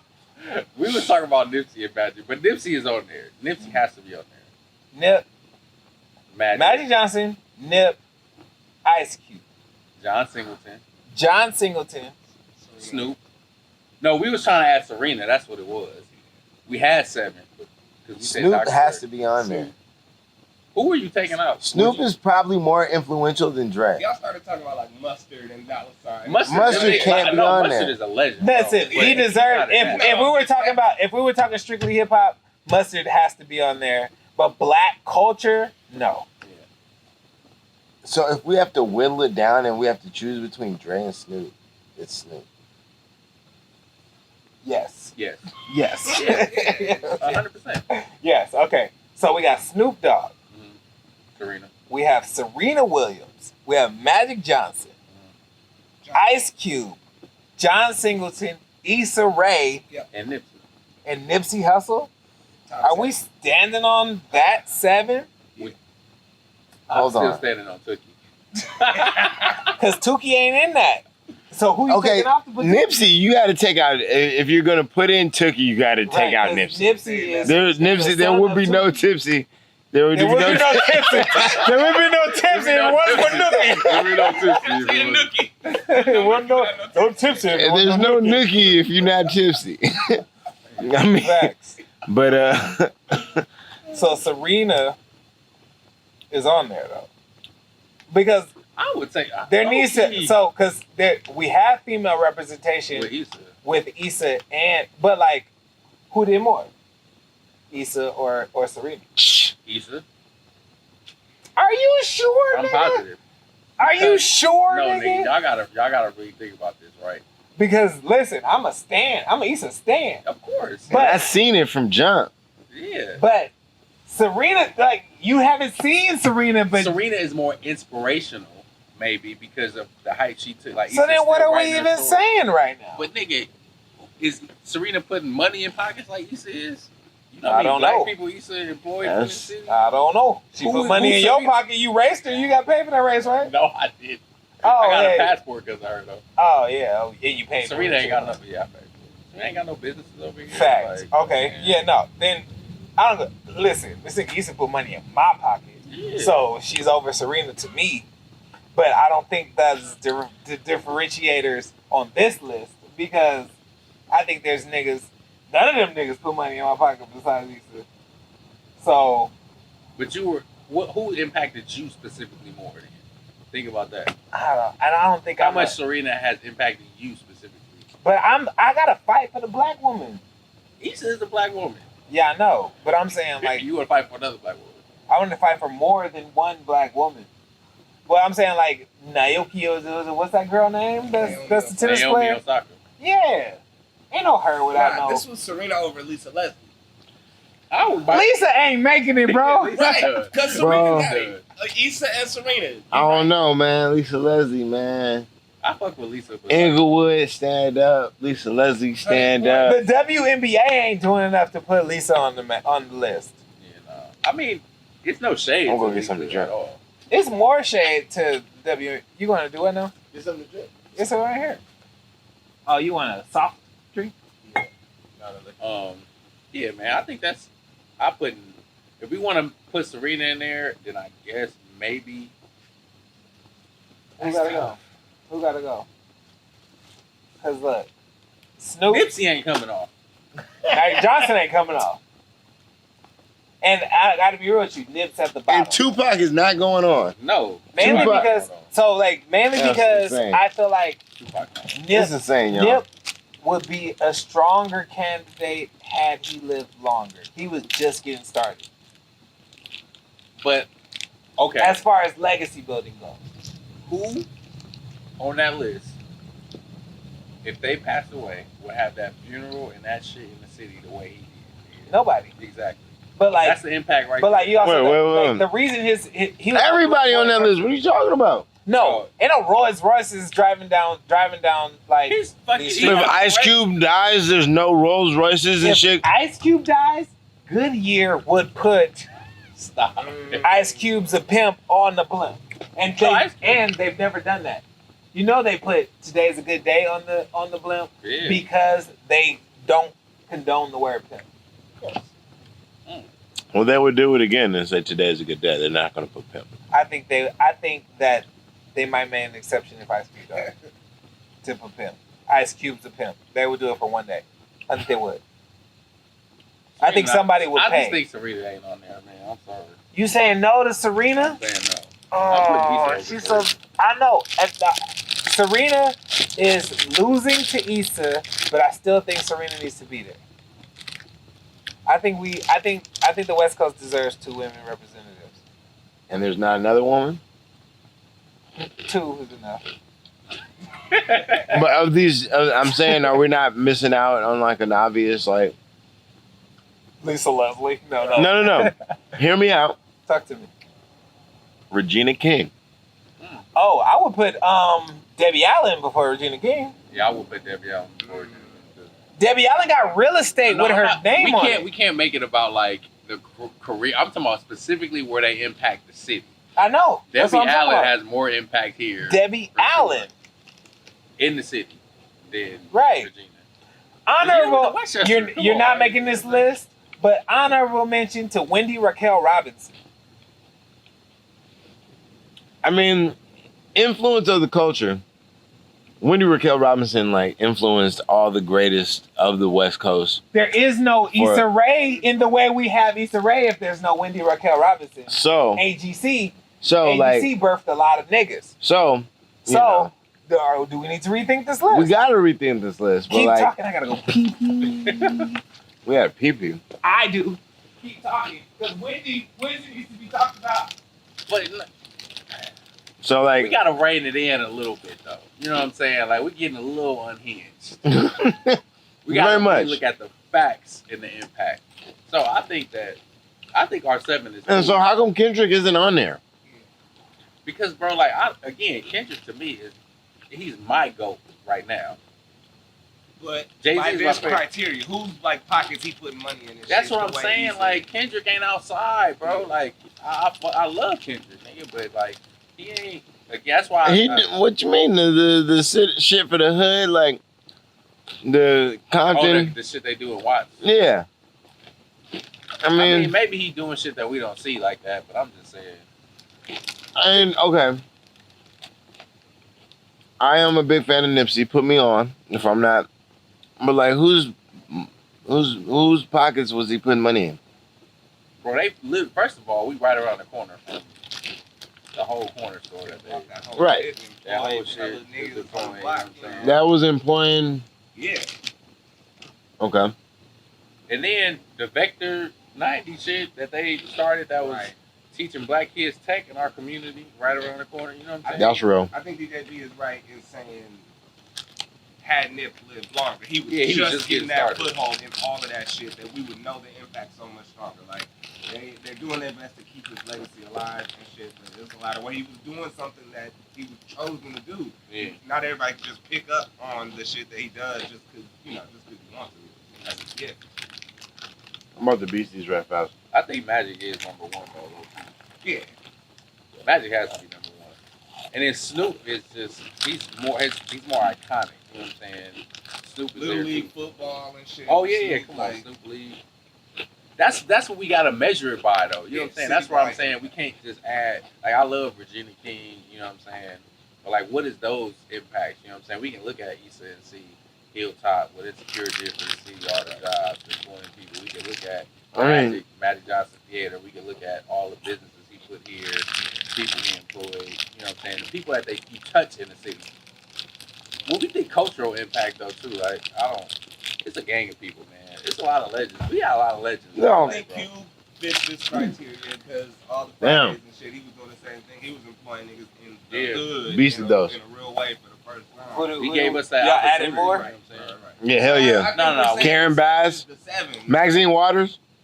Ooh. Maxine Waters. We didn't got no politicians. Maxine, oh shit! Damn, that's a legend, she deserves bro. her. Especially for us because fucking Cameron. Right, That's a legend, bro. Wait. All right. Funny story about Maxine Waters and how she's a legend in the community. I used to go to the fucking Queen Mary every Halloween. Yeah. And we was late up there, and we was told that there was sold out tickets. And I was with Cam Titus, and his mom called up to Queen Mary. He was like, "Yes, I am with Maxine Waters' grandson right now. We're trying to get tickets. I heard this sign. She represents this district, and and we got fucking tickets because of that shit. That's hard. You know what I'm saying? Yeah. I don't know if I could. I mean, I don't know if moving the culture forward. I don't know if Nipsey could have did that. Hey, stop, man. I don't know if we're moving the culture forward with that, but that's a bar for you. That was a legend. That's a legend. That's a bar. We got our 7 though. I think that's. So who is this 7? Magic. Yeah, Magic. Magic Johnson is number 1. Issa. Magic, Cube, Issa, Nipsey. Nip, Snoop, John Singleton. John Singleton. Why you make You that don't like shit? that? Why don't you like John Singleton? I was frowning at the number 6 more than It's not ranked. It's just. I was like, no, I'm saying like, ooh, there's only one more. That's what my head was thinking. I was like, oh shit, we're at 6. That there wasn't John Singleton or I think you gotta make the choice there between Dr. Dre and Serena. Dr. Dre and Wendy Raquel Robinson. Dr. Dre or Serena. That's the I'm gonna go with Dr. Dre. Yeah. Serena's there though. What's the city impact as far as Dre? Like he's legend, but what's he doing for USC? Audubon. The USC shit. Didn't he do some shit with Audubon? Yeah. Okay. Kendrick Lamar. Yeah. Oh, there's that. Yeah. If anything Kendrick Lamar does, like it was only be able to be done because of the elevation that Dr. Dre gave him. Allegedly. Yep. So Dr. Dre it is? Dr. Dre. I'll take that. I'm sorry. Real quick, one more time. What is this 7? Snoop Dogg, Magic Johnson, Ice Cube, Issa Rae, John Singleton, Dr. Dre, and Nipsey Hussle. Yeah. I know you won't let me forget. That's why I let you laugh. Who's your favorite rapper? Kendrick. To me, like what Jay-Z is like, it's The like best rapper. Jordan and Kobe. Like I know Jordan, Kobe is my GOAT, but I know Jordan is The GOAT. Like for me, I know Jay is the greatest, but for me, like relatable, and Kendrick is my GOAT. You know what I'm saying? I wasn't like the biggest fan of the last album, but just the body of work, period. What's your favorite Kendrick album? That's tough. Like musically, it's To Pimp a Butterfly, but like, nigga, like I said, that DK shit, all that shit. When I started listening to Damn, literally not when Damn came out, like 2 years ago, Damn started hitting me in like a different type of way. And I was like, oh, this is what this shit mean. This is what he was going through because I'm going through this shit at the exact same time. There has never been an album in my entire life that I related to more closely than Good Kid, Mad City. He's talking about the shit that I was doing in the time that I was doing it. He was like an 05 from Compton. And talked about coming up to my school. Yep. We said that shit. You know what I mean? I was like, you was them niggas? Yep. That I was like, oh shit, there goes them niggas from somewhere else. Bro, that shit used to be so crazy when the bell would ring and we would go to student parking lot and it would just be random niggas right there at our gate. Like, what are you weirdo niggas doing here? Like it was jail. My life now. Like that shit. Right, now I crazy. gotta exit at a different gate because I just don't want smoke. Bro, they shot. Remember they shot at with Kevin, but I'm not trying to be on here talking about it. But like they remember that shit at the end. They shot at K-Mac literally at the what is that street called again? Park Hill or whatever the fuck? that student parking lot. Yeah, that street. I was like, bro, I can't believe I go to school in this shit. I'm supposed to be focused and concentrating on my finals. I gotta worry about getting shot. Right. Them niggas coming from the 105. Exited right there. They could get off right there. Just wait. Just exited off Sepulveda coming to get us from In and Out. Ooh, In and Out. Oh yeah, speaking of In and Out, I think this is a good time to wrap it up. You want to ask him about rap shit? Do I? Absolutely. That's a we great did time. get to that. That's what. So we didn't talk about rap shit? So here's the thing. This is a big conflict that I have on here. I be like wanting to like compress the motherfucking episodes because I be like, people be saying it's too long. but like I be engulfed in good ass conversation with dope people. Like so, I was like, don't end it now. Like you still got more shit to talk about. Tell me about the writing process of rap shit. Let me tell you what I know, and then maybe you can add on to this. I know it was very COVID-y when you guys were writing it, and it was very Zoomy when you guys were writing it, and a lot of you motherfuckers was next to each other on Zoom. Like it was a lot of Inglewood ass niggas. Like Elise told me. I remember we was like on Zoom and there was like a thunderstorm in Inglewood and like 3 of us would be having a thunderstorm in the background and shit. How was that experience for you? Because she only let me know the experience as her as a first time writer. So this is not a new experience for you. Well, it's not your first time at the rodeo. What was writing rap shit like in comparison to a regular rapper? Right room. Well, Zoom in general, especially for a comedy room, to me, some people love that shit. I hate it because it's like the comedic timing may be off. You may be trying to pitch a joke and it's freezing, or a nigga can't hear you. You looking at their face and they not reacting, and you losing yourself in the middle of the pitch. Like it just for comedy, I think for drama it may be cool on Zoom, but for comedy, like I'm not a big fan because the timing is very important. And then also like you got to be so vulnerable in the writer's room, right? And then like. If you sitting there, you may be more comfortable in the actual office with your girlfriend out there, your husband out there, right? Your mom in town because COVID and she's staying with you. Now you don't want to talk about the story. All the people that are the basis of your jokes. Yeah, exactly. They're sitting right there, so you're not like your true comfortable self. So there's all those factors. And then when we did it on Insecure was way worse because Insecure was better because we knew each other. It was camaraderie there. So when you get on Zoom and you have 4 years of familiarity with people, it's like this is easier, but that was peak pandemic. Like we started Insecure Room in March. Oh damn! So it was like we didn't know what the world was. Right. And y'all didn't stop? Nah, we did all Zoom straight through. But then when we got on rap shit, it's like I saw the difference because it was like, oh, we don't know each other. You know what I'm saying? Like it's like 3 people here who know each other. Right. Where every day it's like, no chemistry. So this is awkward. Like we don't know each other, and then we had to we did icebreakers every day. Where like somebody would ask a crazy question and we all answer that shit to try to get to know each other. And then we would try to do like. How do you do a trust fall on Zoom? I mean, I know, but it's hard, bro. Like you know what I'm saying. So that part of it was like tough because we had to get to know each other. Then you also got to be comfortable. Like I'm not gonna sit here and spill my heart out. I don't even know you. You know what I'm saying? Like so we had to build up that. And that's what made Insecure so great. Is like everybody knew each other. We had relationships. Built that over the years, and you're able to show your most vulnerable self to contribute to story. But if you don't know somebody, it's like I'm not gonna sit here. Like even how I was talking to y'all, like I know y'all, so I can be like whatever. But you know, so that part was tough for rap shit. But then once we got our legs, that's why it's funny you saying it just gets better as it goes. You gotta think the chemistry in the writing room. It was just like it just kept growing gradually to the point where it's like, oh, now I care about you as a person. Now you feel more comfortable sharing with me. And then also we just learn how to navigate Zoom, which, again, I pray that shit just goes away for a writer's room. I'm cool with doing meetings and shit, but in the writer's room, it's just so much better in person. I'm like, God, I cannot wait till we are free from the shackles of just doing writer's room. Hey, are these chips as loud to y'all as they are in my head? I don't know. I just beasted some Cheetos because I had to. And your Cheetos didn't bother me. But I gotta swear, these chips are loud as fuck. Oh, well, it was loud in my ear. I couldn't really hear. I think it was just in your ear. Okay, cool. Okay, just making sure. I'm making sure because, right here. What about you, Cheddar? I didn't hear nobody.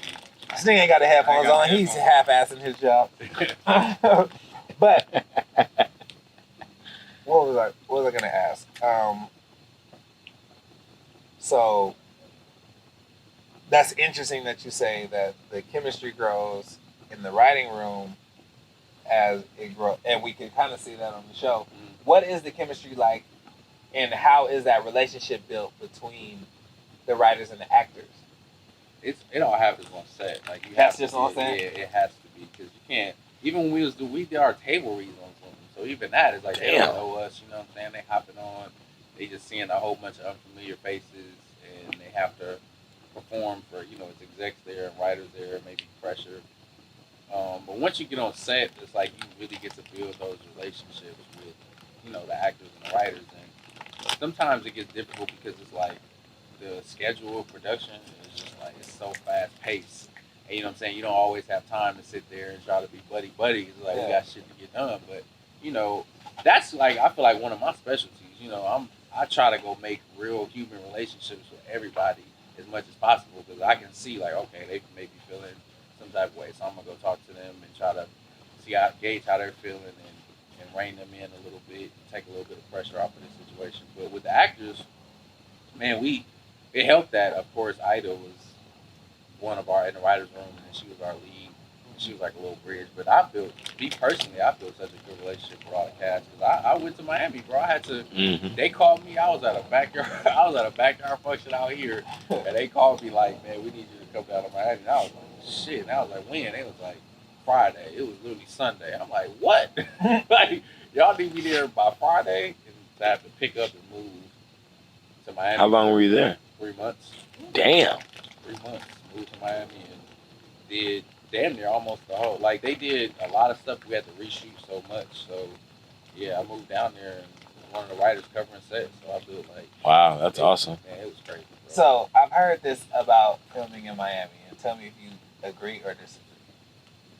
Fuck filming in Miami.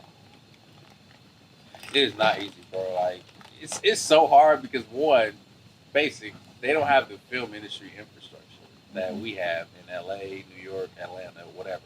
Chicago, yeah. All those places that consistently have production. So, and then think about it, like we was filming, or at least trying to for the most part. We in Liberty City, Little Haiti, Opalaka, like all these crazy overtowns. Mm-hmm. You knock on somebody's door over here. It's happened before to them. Right. They'll fill out a kind of okay, cool. Or they've heard about it. Yeah, you know what I'm saying. But down there, them niggas sometimes it just be like, you ain't filming over here. You ain't blowing up. You know what I mean? So it's like we trying to authentically show your city. But at the same time, we hitting with these barriers to not be able to show because they don't want us filming on this block because one of the houses feel like, you know what I'm saying, or whatever the case may be. And then the weather, bro, oh my God. It's bipolar. So you got rain delays, thunder delays, lightning delays, you know what I'm saying? It's tough, but it's a beautiful city. I think we did our best to like capture it as much as we could because we want to show it how it used to show to LA. Like, we want to show the real Miami. Like, these are people that live. They similar to us. Like, you know how people come out here and like, I hate LA and they in fucking North Hollywood and shit. It's like, no. That's because you ain't in LA. Exactly. And Miami natives like that, like South Beach no, that's not the real Miami. Other side of the bridge is. And like, we was, engulfing ourselves in that culture and trying to like really authentically show it as much as we could. Okay, as a writer, I've heard a lot of people say they put themselves in experiences so that they have stuff to write about. Do you find yourself doing that? It's the same way I felt about rapping. Like, I was one of them people, like, I couldn't, if I didn't live nothing, I didn't have nothing to rap about. And that's the same way I do with writing. Like, even, like, it's funny now, I'll go to, like, a function just to try to people watch. And just to try to gauge interactions, see relationships, see dynamics. Like, you're like a party analyst. Yeah, like, I don't even just go all the time just to be in the mix. Like, I'm analyzing human behavior when I'm at this function. Right. And, like, same shit. Well, why are you drinking so much? Is he having anxiety? You know what I mean? And adding that to story and stuff. But yeah, definitely. You put your experiences into it just has to be true to the characters. Like, everything that I want to do, at least, is character driven. So it's specific to these people that we craft. But yeah, no, like, we add our lives and our situations and things that we observe to all these characters, to these stories. And what about the correlation between therapy and the writer's room? Oh, it helps so much, bro. Which one's better? What you mean? As far as like being vulnerable and talking to them in the writer's room? Sure. I don't know what I don't know. The writer's room, no, but the writer's room can't be therapeutic. Like, I've had like real break, man, dog. Nigga, when we was doing the last season of Insecure, when we was breaking Molly's story about her mom, my grandma had just had a stroke. So while we were using a lot of like my experience in a hospital, your Molly, kind of in that sequence. So like I wasn't even like ready to even talk about it, but I had to contribute, and I would be like damn near crying sometimes. It's like, damn, I just went through this shit. You know what I'm saying? But you know, you share that shit and try to, you know, you get comforted because it's like a safe space. You know what I'm saying? But sometimes it's like, you know, I don't want to be sharing all this shit, but like sometimes you're forced to. It's like, fuck it. I'm here now. I need to address this. And a lot of other writers can contest to that shit. It's like, some days it'd be like, fuck, I'm going through this with my mom, my boyfriend, my sister, my fiance, whatever the case. And then do other writers inspire you to share more? Oh, hell yeah. When some people are like, you see somebody else being super vulnerable and they tell a real personal story. That shit fucking landed too. You're like, oh shit, I've got it. Yeah, like, damn, all right, let me just, because it's going to help too. It'll help the story and help the room. It's like, all right, fuck it. You know, I may not even want it to, but I see you doing it. Now I feel a little more comfortable to do the shit. Yeah, that's crazy. In writing, you have, all right, you've kind of like written, you've been writing comedies and stuff, but the podcast was, that was like a whodunit mix with like a comedy. What do you find your sweet spot, or what do you feel like your niche is in writing? Is it like comedy? Is it? Time the fuck out. What'd you do with the podcast? We did, so Looking for LaToya. I know what it was, but what did you do? I wrote the podcast. We did a scripted anthology podcast. Oh. Yeah, it was 7 episodes we did. Yeah. Oh. I worked with legends too, bro. That shit was crazy. It was really fun. We did I worked with Jason Weaver. I worked with Jackie, who's on Sister Sister, the mom on Sister Sister. I worked Jackie? Yeah. I worked with Eamon from Snowfall. Oh yeah. Uncle. We worked with Marseille. We had a lot of people on that shit. It was fun. Desi Banks. There was a lot of people on there. But the podcast, man, that shit was heavy because it was like our instructions were to handle like all these heavy political topics and try to like, you know, it was satirical. So we had to like make fun of them and like highlight like, you know, maybe missing black women. But one that I really was not trying to fuck with, we did a hospital episode. We like flipped it to like a missing baby, but we was trying to do like the issue of like black women's treatment when they give birth.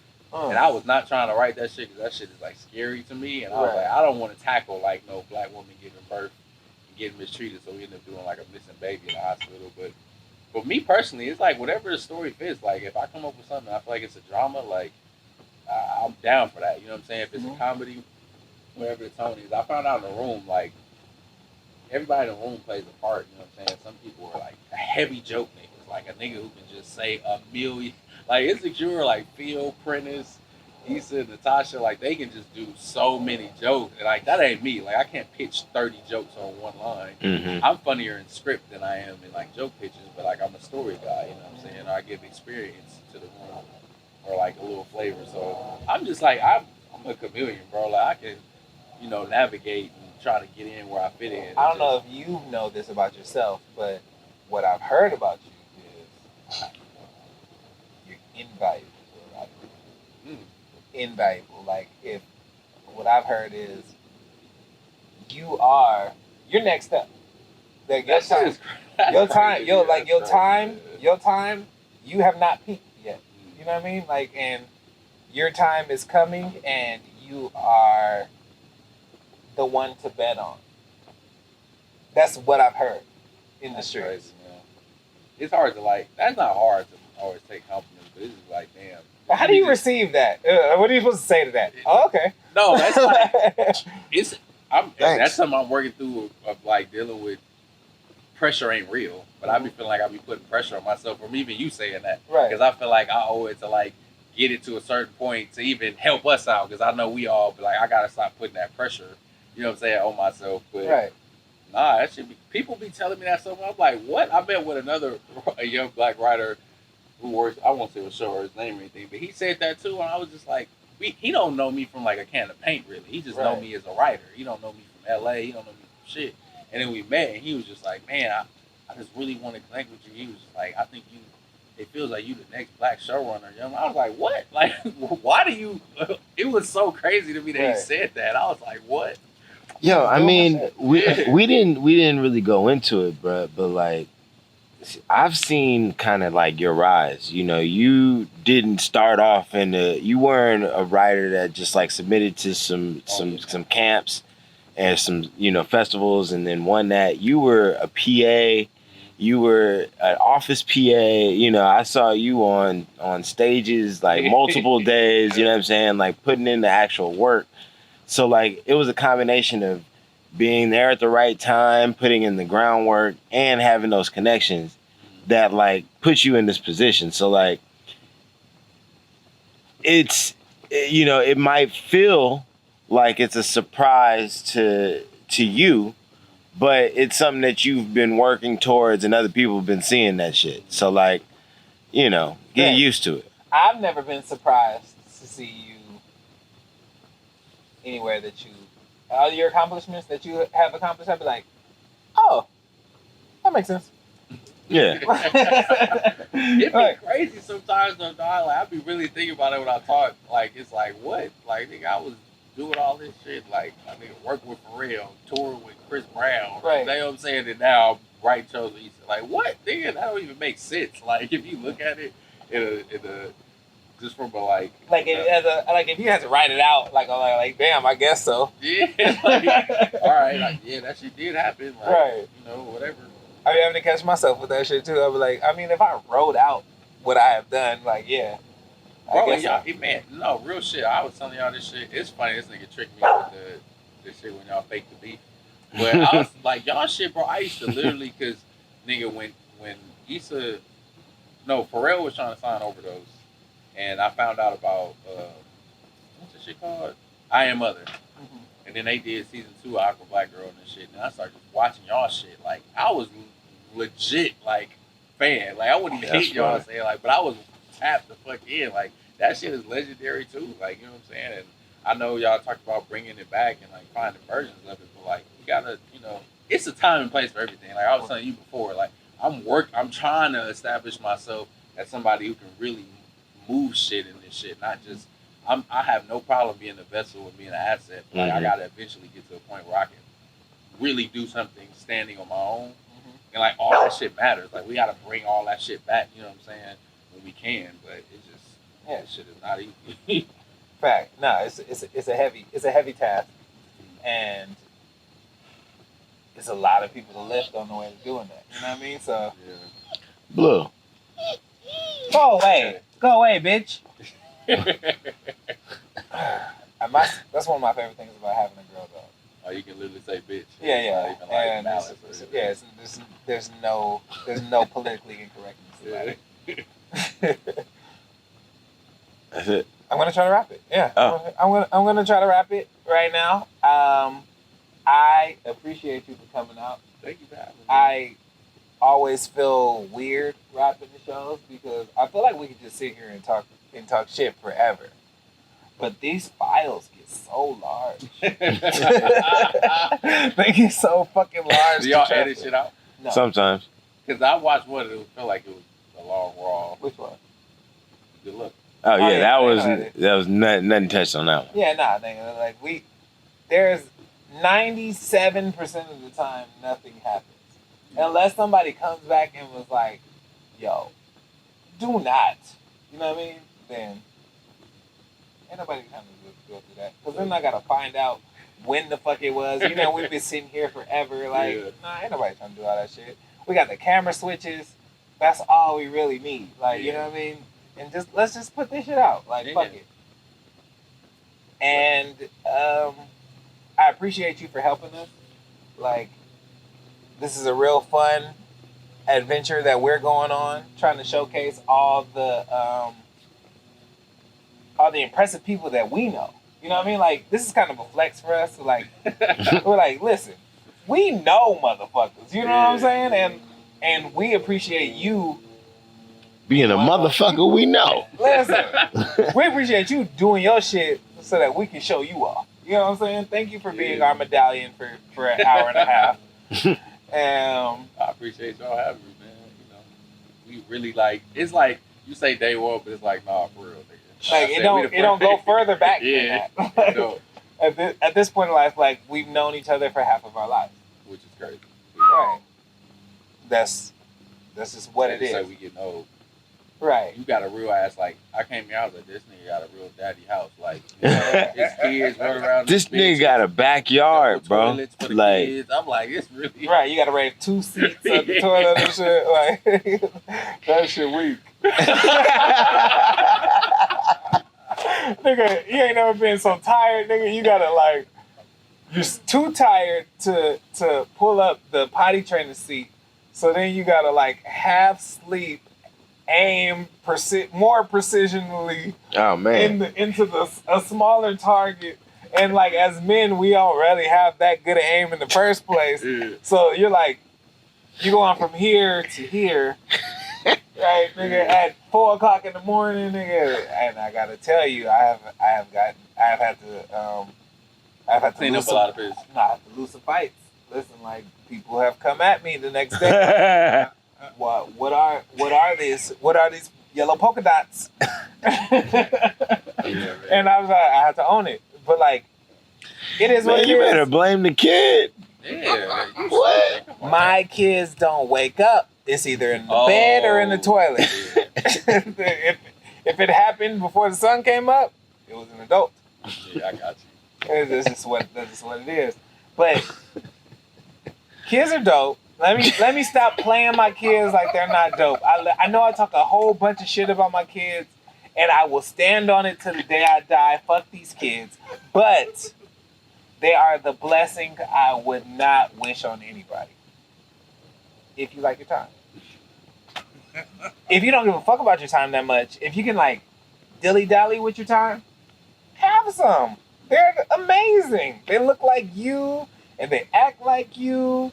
And depending on how you feel about yourself, you'll love or hate that. That was deep. I ain't gonna lie. Damn. Nigga, all right, let me tell you this one last thing. I remember one time I was brushing my kid's teeth, and then my son said to me, he was like, I'm gonna do whatever you do, because I see what you do, and I'm just gonna do that. And I was like, you don't know how deep that shit was. I gotta make sure. Jordy just really said that? It wasn't even recently. That was like half a year ago. Oh. That was like an eighth of his life ago. Right? This nigga was like, whatever you do, I'm gonna do that. And I was like, fuck, you're always watching me, bro. You're always watching me. I gotta be great. But it's dope though, because now you gotta be great. Got no choice. I mean, I feel like I already am, but it's all good. But I would like to thank you guys, all, however many of you there is, that made it to this point. And I want to thank you on behalf of me, Chris Sanford, writer extraordinaire, who is up next, apparently. When you coming to the Bay Club? Nigga, you said I was looking for a new gym, and then somebody responded. Oh, Bay Club. Nigga, I don't know. Come join me and Penny Princess at the Bay Club. I know that. I know me, Penny Princess, and Kendrick Lamar. Come join us. Oh, he be in there, too. And Timothy Mozgov. Timothy, that's the basketball player, right? That's the basketball player. I need to change, bro. I'm still at Jesus. 24. Okay. Wasted my life. Yeah. No. I have had the subscription to Slauson, and It's a terrible place. It's so dirty. I don't think they've cleaned it since Magic owned it. Magic took his name off of that shit. Yeah. They ain't cleaned it since Magic owned it. This place, bro, makes you want to be there. Yeah. I literally plot. I wake up in the morning like, okay, I should be there, and then I like have to tell myself, don't be there all day. But they have a business center. They got a cafe, the gym, the sauna, the pool, heated pool, the daycare for me. You know what I mean? Like everything you want. Classes. I just go there and drop him off at the daycare. Hello, and I'm at home. I'm happy. But like spin classes, hip hop class, dance classes, HIIT classes, like high intensity workouts, personal trainers, whatever you want is there, and it's 75% all inclusive. That was my next question. 75% all. Okay. Yeah. You got to pay for some other shit, but like not much. I was thinking about that or the Equinox, man. So. Okay, so this seems more welcoming than Equinox. Yeah, Equinox feels more elitist. Come with me. I'll get you in for free, and you can see. All right. I'll hold you to it. All right, bet. We gotta wake up in the morning to go to the gym, so I'll see y'all later. Peace.